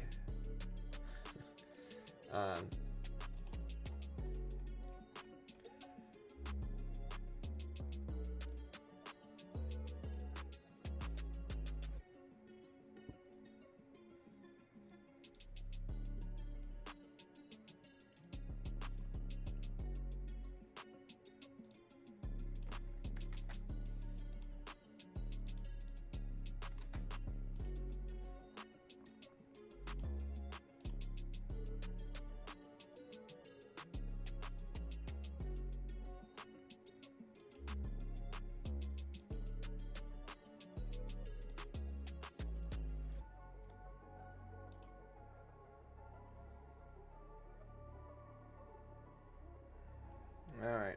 Hey, Pawn, I'm going to send you something. Look at it. Look at Nvidia still spiking up here.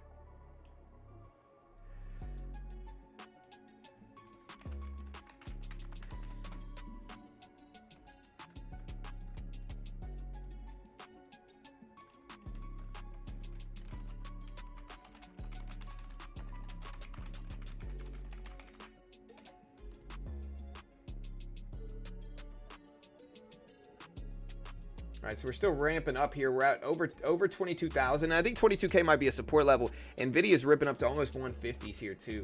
So Nvidia's driving this a lot as well. Let's see if this continues.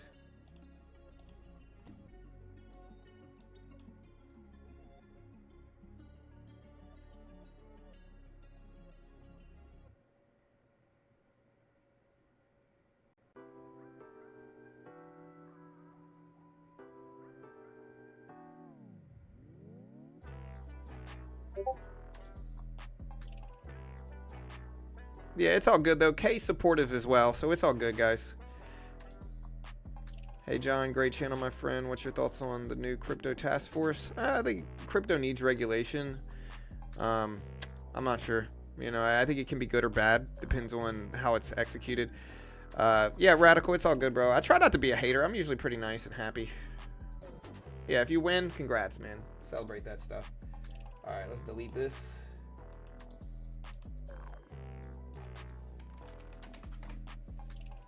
All right, now I'm going to submit this.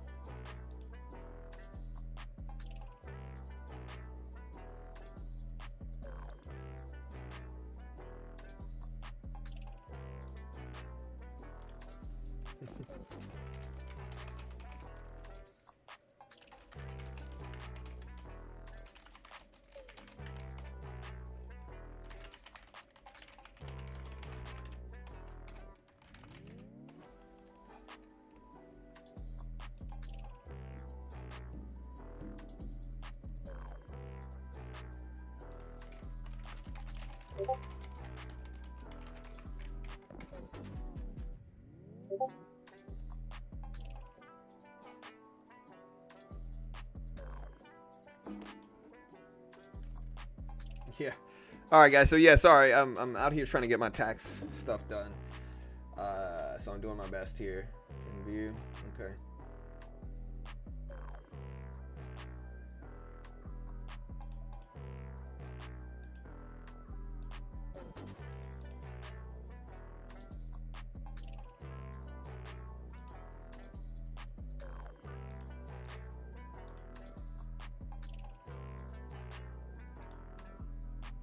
All right, there we go. All right, so we got this little dip after testing highs. The only problem that I have is, like, we're right at the highs of the day, and I think we could come back down if we maintain choppiness, especially leading into the opening bell. Let's get ready to day trade here.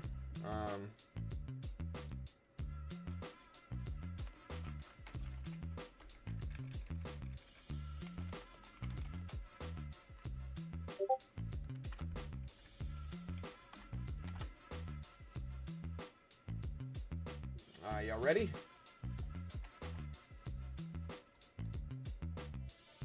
Let's get this out the way.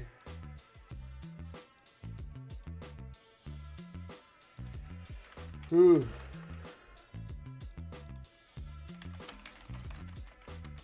We're going to trade a lot more actively at the opening bell. I'm kind of doing taxes this morning, guys.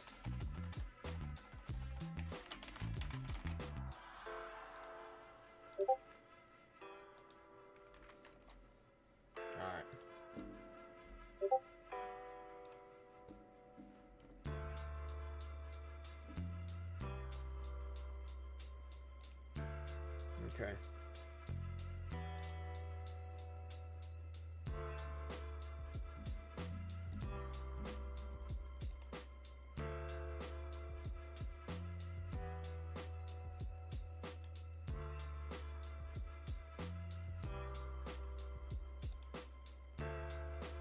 No, this is the wrong one, dude.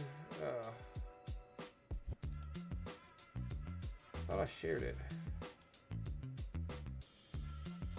All right, so we're testing highs again here. NVIDIA up there, 148.50s. What? Oh my gosh, dude. I thought I already did this. Oh my gosh, man.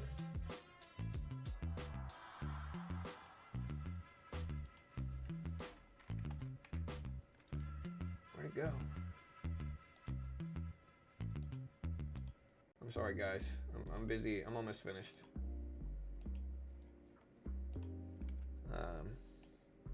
Sorry, I gotta go through this process again.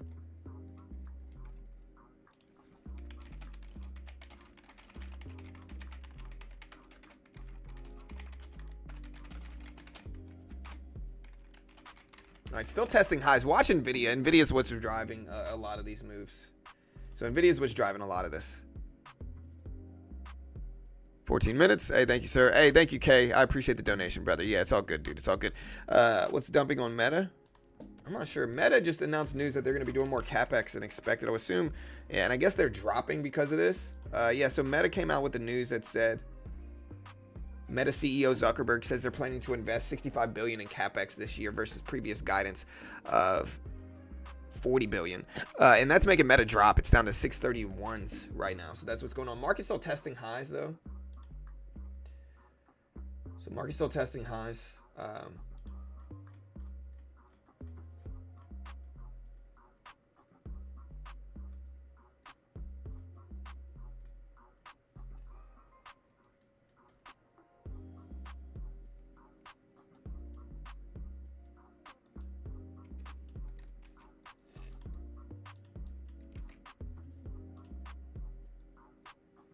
gotta save, I guess. Let's see.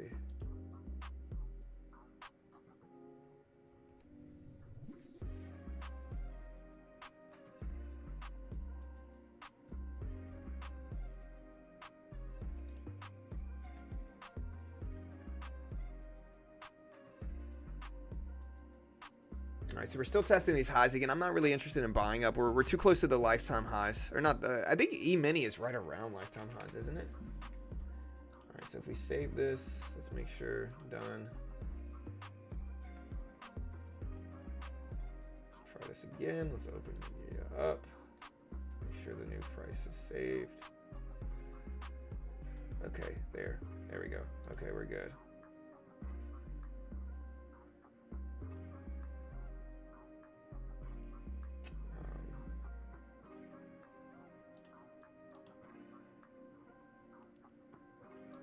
Share it again. All right, so look at us testing highs. All right.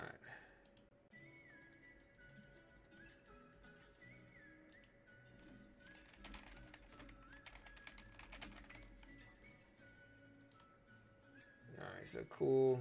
Just gotta submit.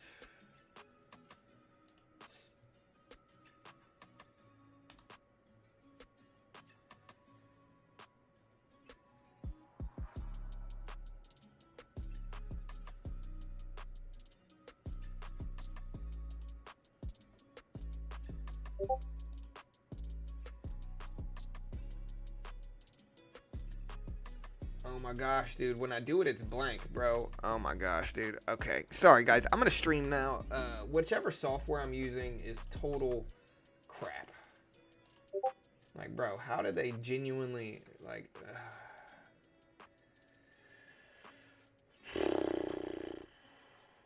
Bro. Unfreaking believable, dude. I just filled out this entire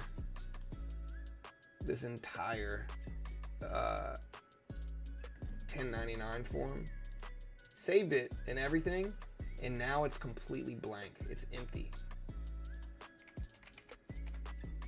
All right, guys, we're still testing highs up here. This is absolutely crazy.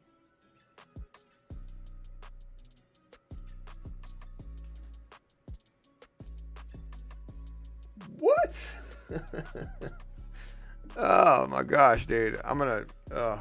This website's the worst ever.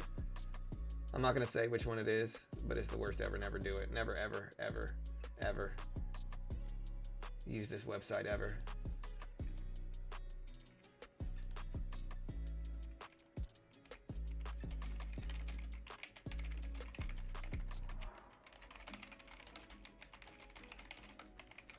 I still have saved it as a PDF file.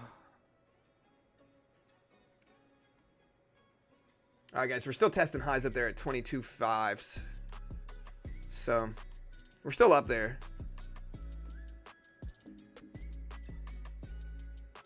Let me log out and log back in. I'm hoping that saves this thing.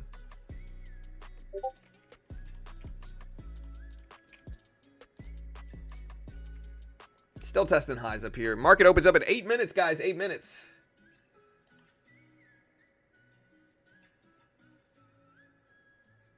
It's literally blank now, dude. I cannot believe this.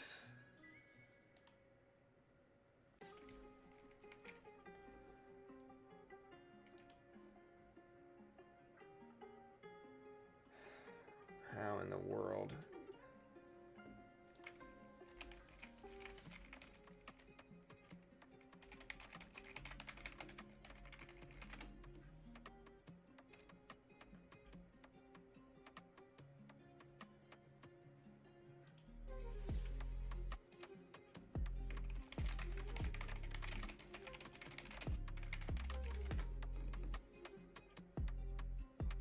All right, so we're testing the top of this range again. We're too extended up here. I'm looking at the SPY, NVIDIA. Amazon's down. The E-mini's close to lifetime highs. The lifetime high on the E-mini is 61.63. Hit 61.56 yesterday. We're now over that. Or no, wait, is it 63? Okay, we're not quite there yet, but we're getting pretty close on the S&P. And sometimes these high levels are like magnets.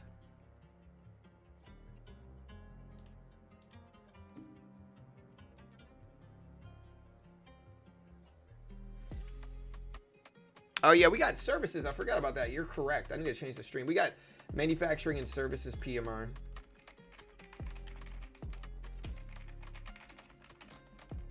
$9.45. I forgot about that. Thank you for reminding me.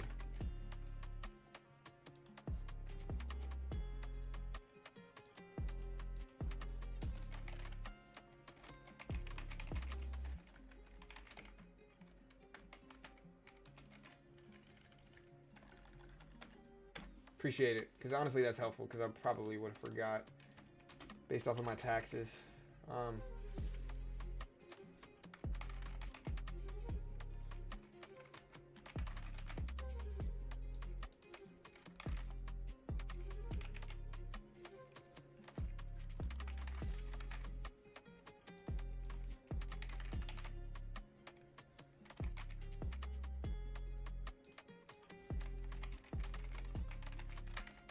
I don't know how much these this flash services PMI or the manufacturing PMI is really going to influence things, but we'll try.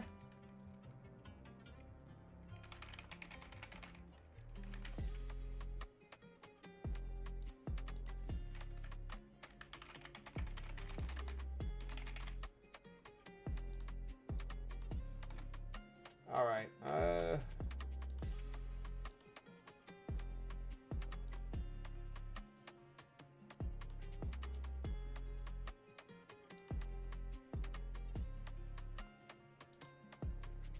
All right, we're ready here, guys. I'm gonna have to just do the taxes another day, to be honest. All right. It's testing highs. I'm not sure if it's gonna pull it back or what.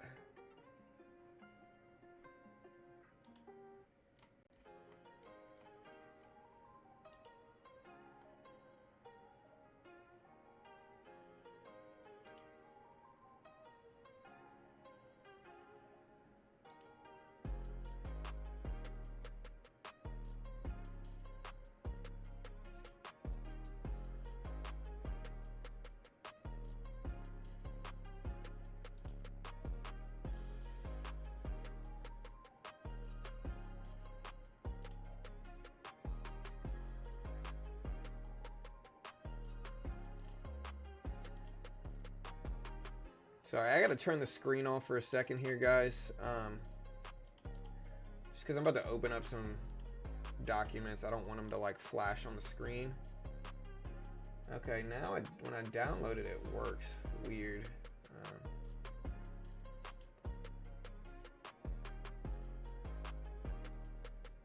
Okay, I found one that works. Pawn. I got it.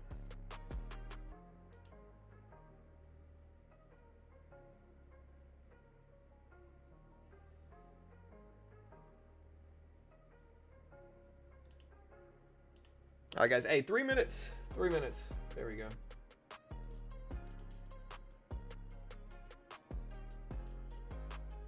All right, I submitted it.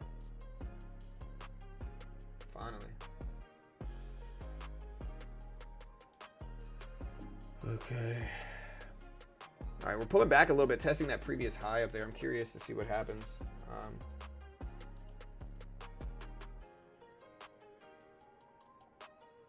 Close. Oh, my bad. I didn't transition over. There you go. Wait.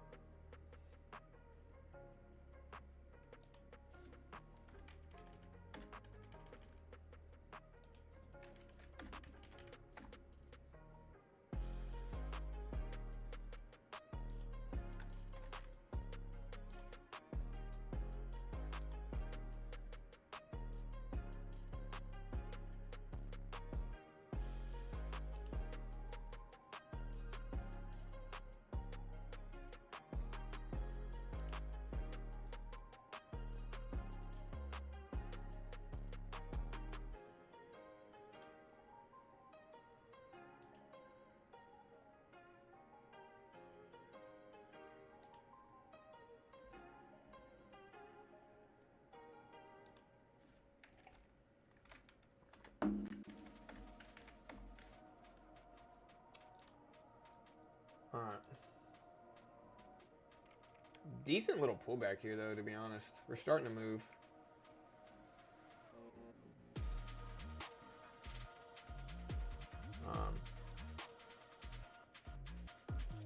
All right, guys, less than 2 minutes.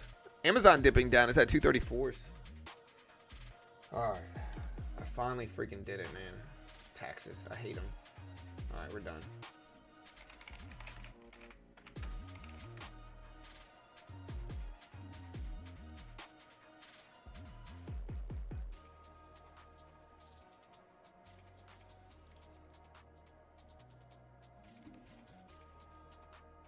I did jiu-jitsu and fell asleep while sparring.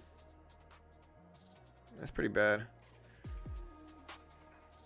We watching for existing home sales? Yeah, we're gonna watch them. Small caps moving. Yeah, we're here. Yeah, SoFi next week. Michigan consumer sentiment at 10. Yep. Yeah, I drew one level, but I haven't really been drawing levels, so that's actually a good reminder here. I'm gonna draw this one here. We got some confirmation on that. We got this level here, which I think is relevant enough to watch. We got this top up here. All right, there's the opening bell here, chat, and then we've got this level right around there. All right, that's what I'm watching. We'll see. Amazon popping up a little bit at the opening bell. I'm gonna turn my heater off because it's a little bit too hot.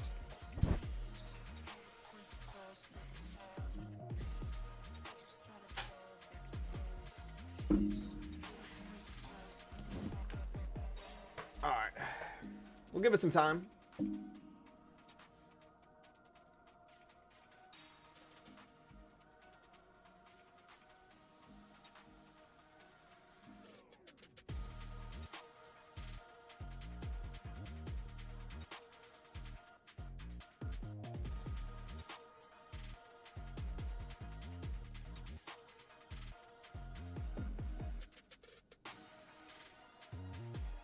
All right, we gotta wait at least a couple minutes to play out first here before we take any big trades. Nvidia, yeah, Nvidia's up big. Look at it, it's trying to hit 150. Lifetime highs on it are up there too, pretty close, 153s, but interesting levels.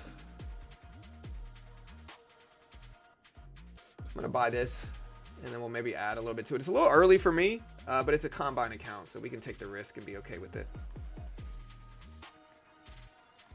Took half off. Get out the rest there. So we just made 100 at least. Yeah, we're up over 5 on the day.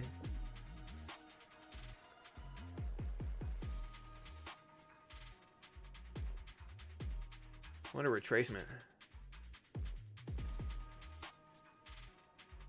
I don't like this at all.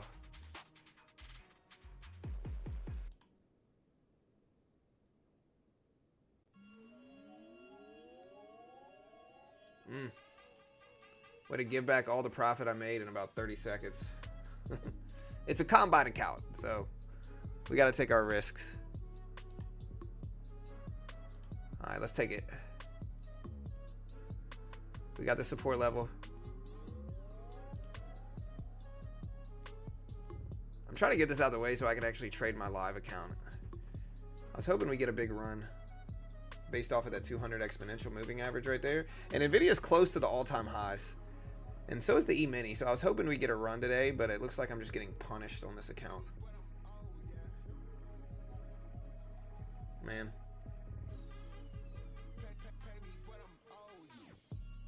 What brutal red action. Maybe the yen carry thing is kind of like slowly hitting. Wow. You don't love to see it, guys. You don't love to see it.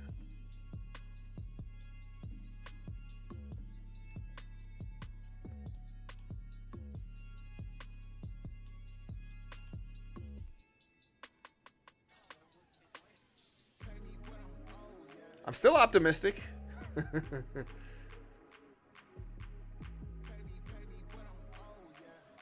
My mistake on these combines, I try to speed run them too much. I'm much more risk averse on my funded account, but I try to speed past these things too much. The swings are too crazy, guys. And there we go. We just made all the money back that we lost.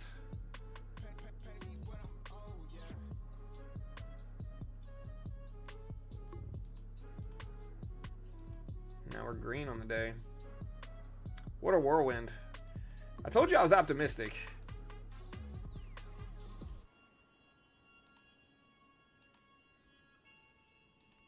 Now we're right back to where we were too. Hey. Back to where we were. Nicely green on the day. Let's see if we can get it more.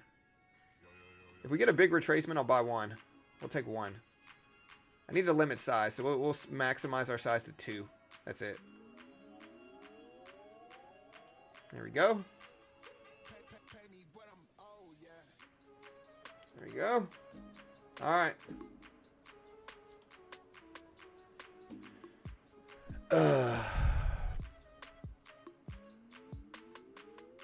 Microsoft.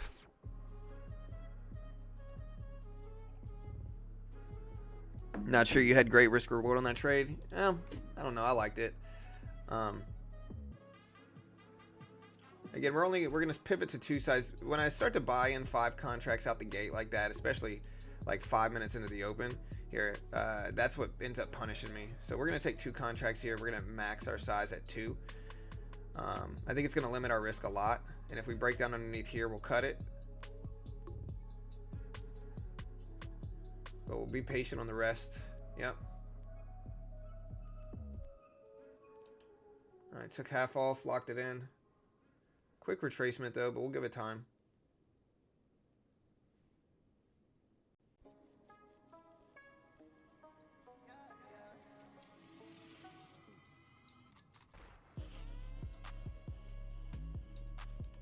We're gonna add to a winning trade, see if we can pop up.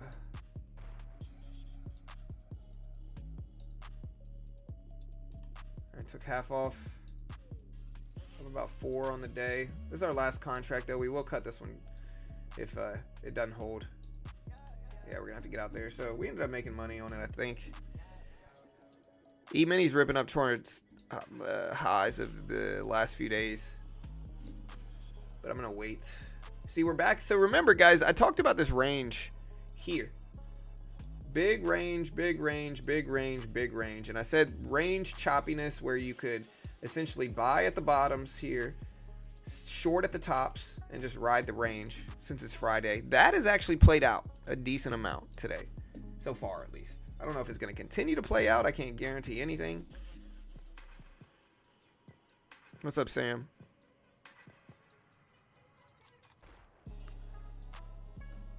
We got manufacturing PMI data in about 10 minutes.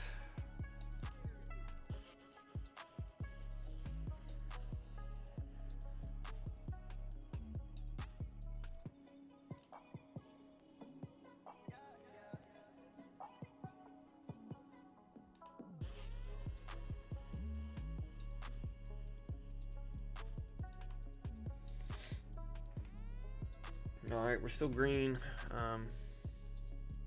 Gonna look for our shots. Got in a little bit too large here. I should have taken the 2. See if it works. So I like that retracement back up. I'm gonna get out of 1 just to protect it. Gonna be a lot looser on the rest now. Cut another piece. We did get some confirmation in that bounce though. I do like that, but doesn't necessarily mean anything yet.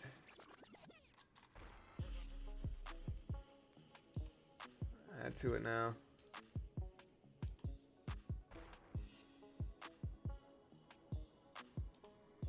All right, so far so good.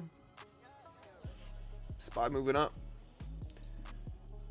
All right, I'm gonna switch to my combine account, my actual funded account here, guys. It's time.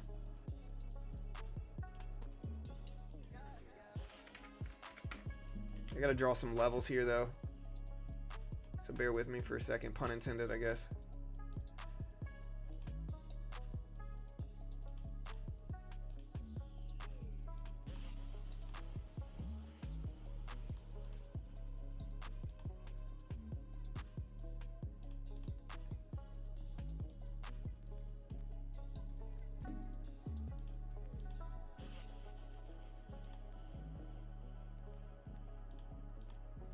All right.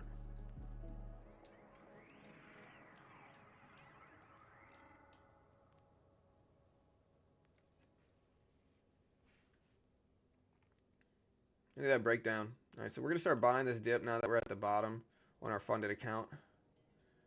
Got to be careful though if the momentum really gets heavy.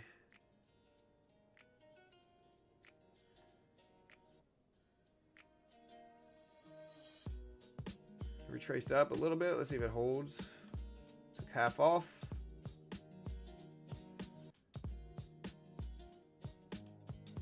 All right, so far so good. Scalped a little bit there. We'll see if we can get a. You know, you can see the bottom of the range. This is why we draw levels. Is because look, we get to the bottom of the range. That's when we start to get the edge. We got a little range here that to attack, but 6 minutes left until PMI data. 6 minutes. see what we get. I'm not. It's flash services and manufacturing. That's not going to move markets like a lot of people think.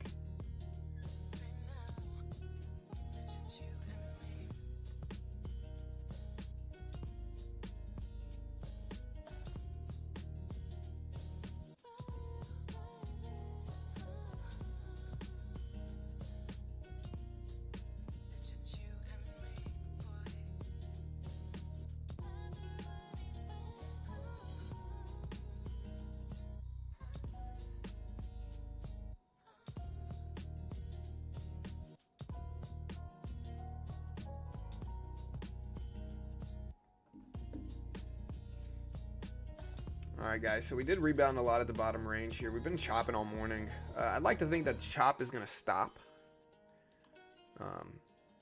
Bars, I guess. So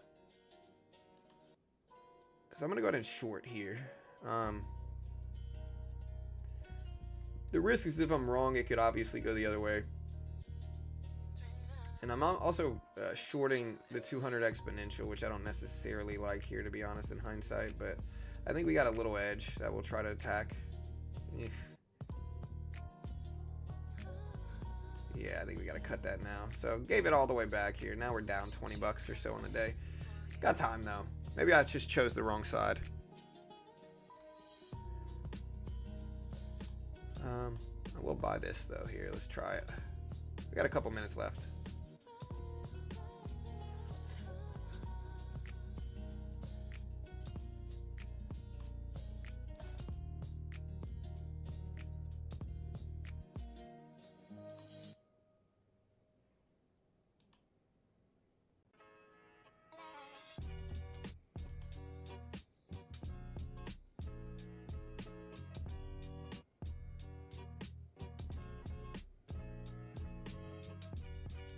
How do we not make profit on that last trade? That's a little weird.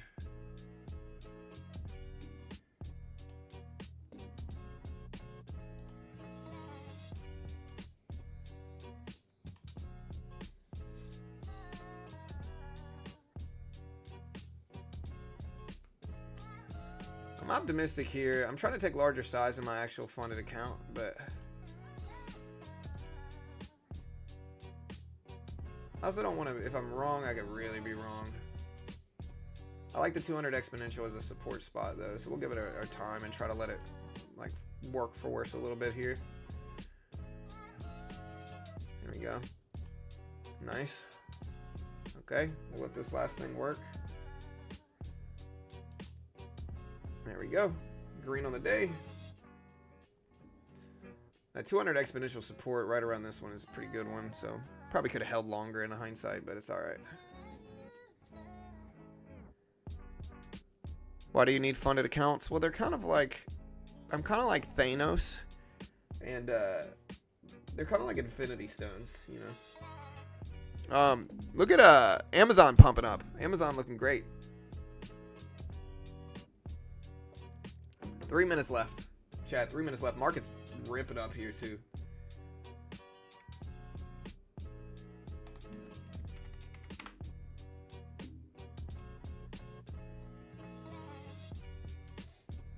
We also have Michigan consumer sentiment dropping later on today. So manufacturing PMI expected at 49.8. 49.8. I will change. Where is it?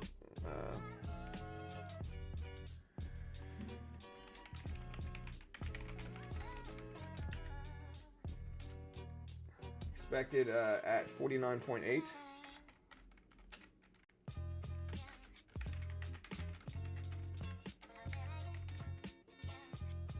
Services PMI expected at 56.4. Drop at 9:45. I'll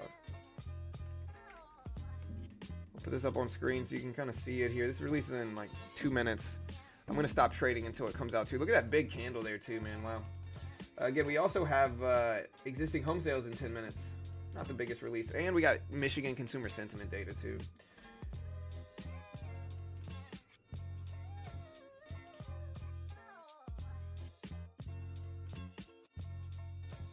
All right, so still waiting here. Almost time. We got 1 minute left, chat. 1 minute.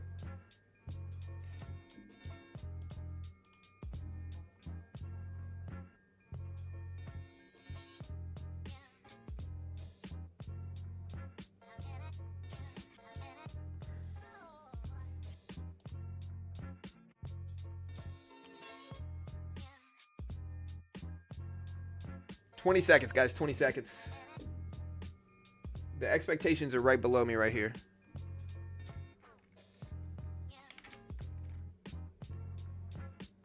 And again, I haven't already posted, but on Top Step, there's no PDT rule. You can day trade the S&P, the Dow. Here's the release right here. Let's see if it affects markets at all. All right, there's the release. Markets are up. I don't see a release yet either on any source that I have. Weird.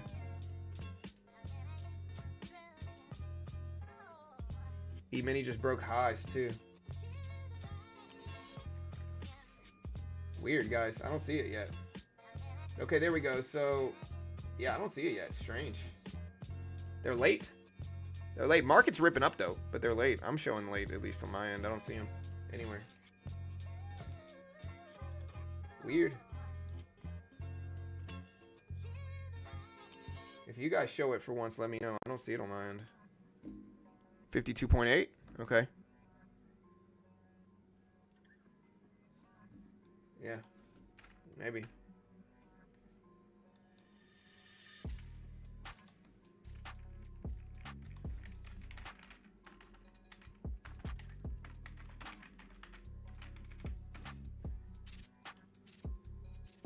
Yeah, here, chat. So, again, we had 50.1 for manufacturing, 52.8 for services. So, higher than expected for manufacturing, lower than expected for services. So, services were weaker, manufacturing was stronger, is what I'm showing. Yeah, so that was the release. I'll put this data up on screen, but again, services was weaker than expected, manufacturing was stronger. I'll put them up in chat. It's probably the easiest way to put these. Yeah, I got them. Here's services. You got manufacturing up there. Global composite showed 52.4.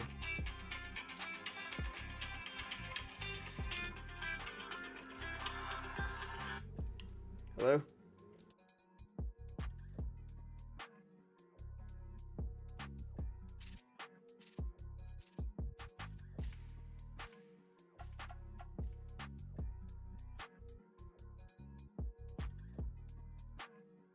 All right, guys. So, yeah, weaker than expected services, stronger than expected manufacturing. Data, market likes it, though, guys. Market's up. Look at this run. Interesting.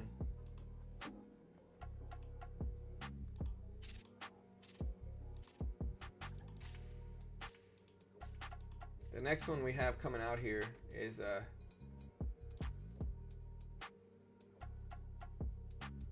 existing home sales in Michigan consumer sentiment data. So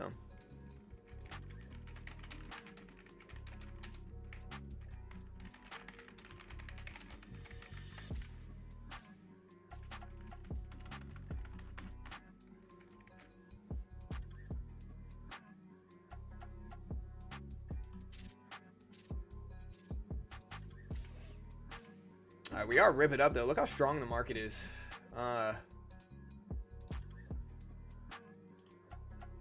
S&P broke, or S&P just tapped lifetime highs. Just tapped it.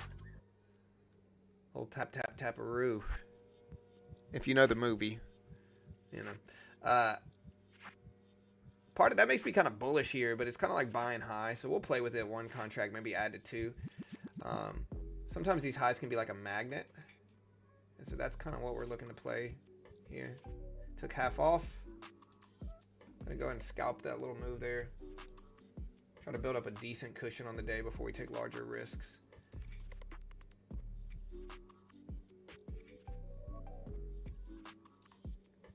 Three contracts. We're going to take a larger swing here. Based off of essentially, there we go. Based off of that, we were too close to it. We like that sentiment and price action. So there we go. We'll see if we can keep doing it. We already broke highs. This might be a liquidity grab now, so we're going to slow down on this. Nicely green on the day, but it's small.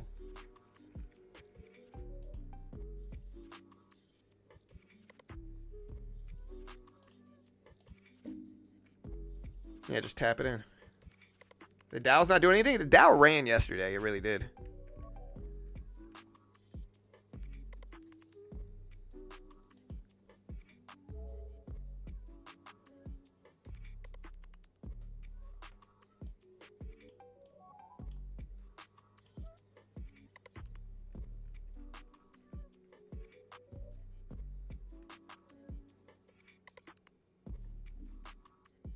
That's we're over all my levels too. I have to go back a longer term to get more levels. We got this one here, but let's see. Maybe we'll bounce off of that spot. Let's see. Yeah, look at that. We bounced right off of the level I just drew. Look at this. All right, 10 minutes. Existing home sales chat. You bullish or bearish on this? Again, if you want to check out Top Step, Top Step gives you a demo. Test your skill with it. You pass the test, they fund you. You fail, you only lose what you pay for. The base one's $50. If you want a genuinely a good way to learn day trading, where you still have some pressure to succeed, you're risking something, but you're not risking tens of thousands of dollars like most new day traders end up losing. Great way to learn. If you're good enough at day trading, you can use it to kind of like make money. But most day traders fail. I think that's probably the same here. Most day traders lose. It doesn't matter where they go. Frankly, it's a lot cheaper to lose here than it is to risk tens of thousands of your own money. They give you a demo, test your skill with it. If you pass the test, they fund you. If you fail, you only lose $50 for the base one. If you pass it, you get a 90% split. You got to make 3K in a 50K demo without losing 2K. It comes with real-time data as well, and if you were going to pay for it outside of it, it's going to cost about the same. So it's just kind of like a souped up demo account, but tons of benefits to using it. They've paid out almost $200 million as well. In the futures market, you could day trade the S&P, the NASDAQ, the Dow, the Russell, gold, some currencies. And the big edge is that there's zero commissions on Top Step X. So I can take these tiny little $7, $8, $9 trades, scalp it, still make money doing it. But again, they're an affiliate of mine. You want to confirm it all with them first. I can't guarantee anything. I'm not an investment professional. I'm not liable if you lose money. Always make your own assessment, trade responsibly. I have no freaking idea what I'm talking about. If you want to check it out, though, here's the link in the chat. Great way to help support the channel. I appreciate the love. Understand all this stuff on screen. I trade off stream. Sometimes I lose off stream. You're not going to see it. Not an investment professional. Understand CFTC 4.41. Hypothetical or simulated performance have limitations, guys. All right. Still running on these levels here. Let's see if we hold. But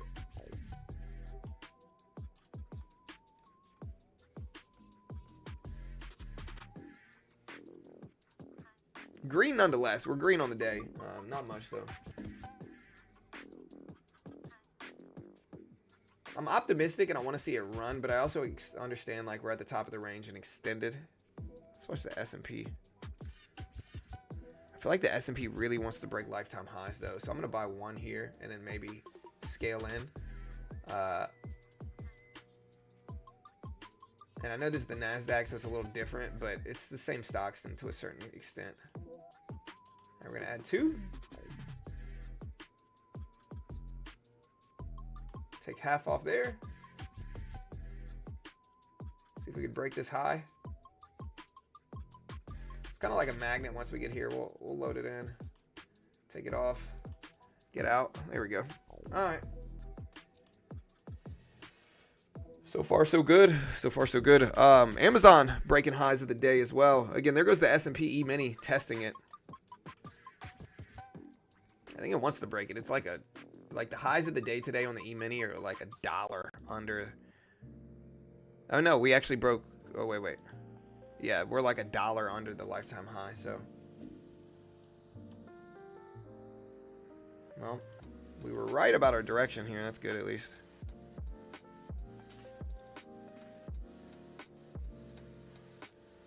Oh, dude, I'm going to be trading off stream. You're not going to see all of it. I'm going to be trading off screen, too. I might lose off screen. Bro, I might be YOLOing my account away off screen. You're not going to see it. It doesn't matter. I don't even claim to be good. I don't sell a course. Shouldn't matter. It's hard to trade when you got hundreds or thousands of people watching you. It's not the easiest thing in the world. So, on difficult days, you better believe I'm trading off stream. I'm trading off screen as well. And that's pretty understandable, I think, too.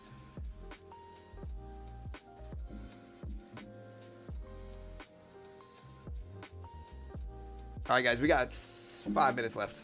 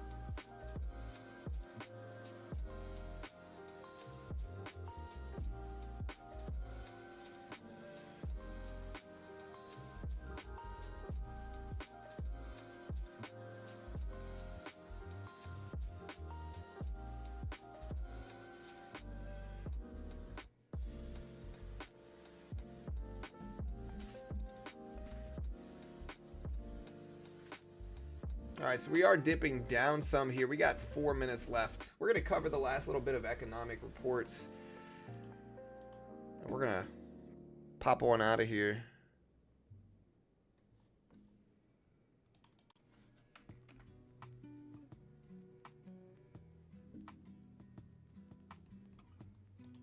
Next week, busy week, guys. GDP, PCE, Fed decision, durable goods, consumer confidence, Case Shiller, new home sales, government speeches.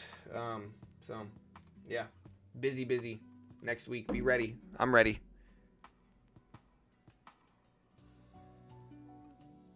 Hey, later, Raymond. Have a good day. PMI's out already. So PMI's out. We put it up in the chat already.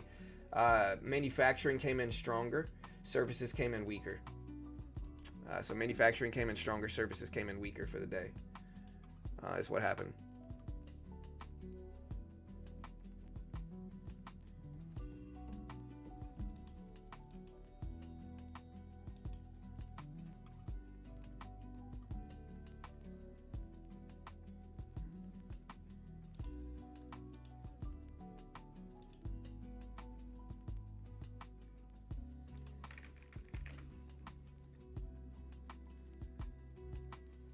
All right, guys, 3 minutes.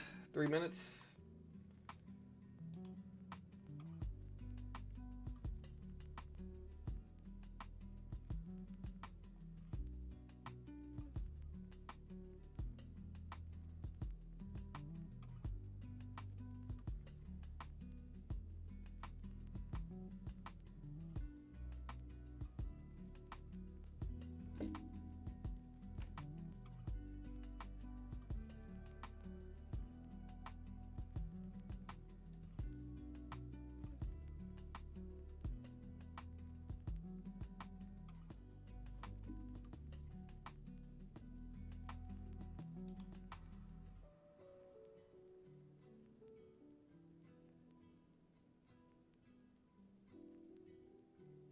All right, so we're breaking down a little bit here. I'm still waiting for the data.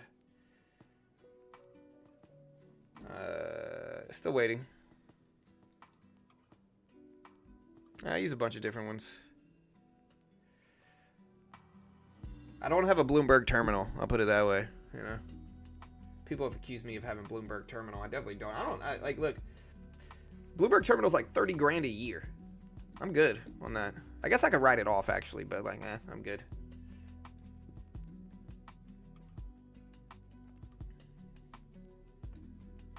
All right, look, we bounced exactly off of my support level. Look at that level, exactly to a T off of my level here. Look at that confidence builder right there. All right, guys. PMI came in basically mixed. Services was weaker. Manufacturing was stronger. That's what it was.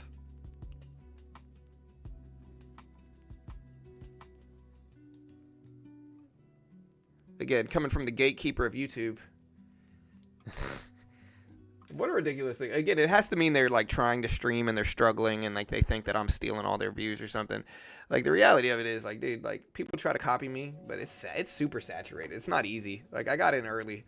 It's the only reason I get good views, you know, on economic events. But people get jealous, bitter, weird. I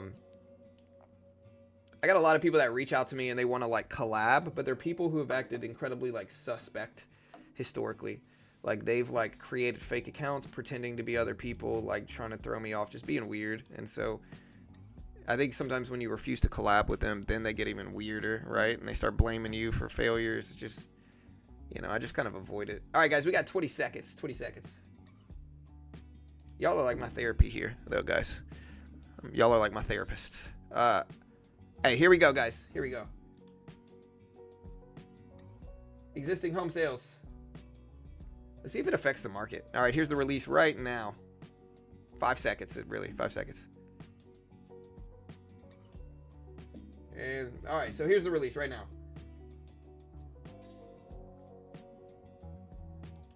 All right, so existing home sales higher than expected, stronger than expected. Everything else was better than expected, honestly. Inflation 5-year expectations were lower than expected. That's good. That's optimistic. That might make markets run. 1-year inflation expectations were flat. Consumer sentiment was low, but inflation expectations were better. and existing home sales were stronger than expected. All of this stuff might make markets pop. And that's kind of what we're getting here. I don't know whether I should buy or not right now. Kind of want to.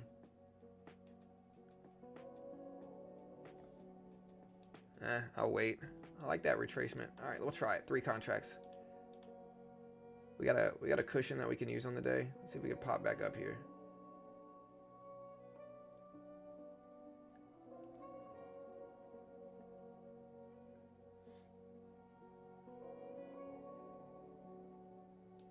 There we go. Boom. All right. We got it. We're up about $100 on the day. I'm going to bow out for the day, guys. Hey, I love you all. Again, inflation expectations a little bit better than expected. Yeah, we listen and we don't judge. Inflation expectations a little bit better than expected. 5-year went down to 3.2%, guys. 3.2% for 5-year inflation expectations by the University of Michigan. Consumer sentiment was lower than expected. All of this stuff might signal less inflation worries. And that's, could make the market pop. I'm going to get out of here. Kind of a choppy day. I love you all. Y'all be good. Have a great day. Next week, array of craziness. Fed decision, Microsoft, Meta earnings, Apple earnings, SoFi earnings Monday, durable good orders, jobless claims reports, GDP data, PCE, inflation data, all next week. Y'all be safe. Have a safe weekend. We listen. We don't judge. I have no freaking idea what I'm talking about. I love you all. Have a great weekend.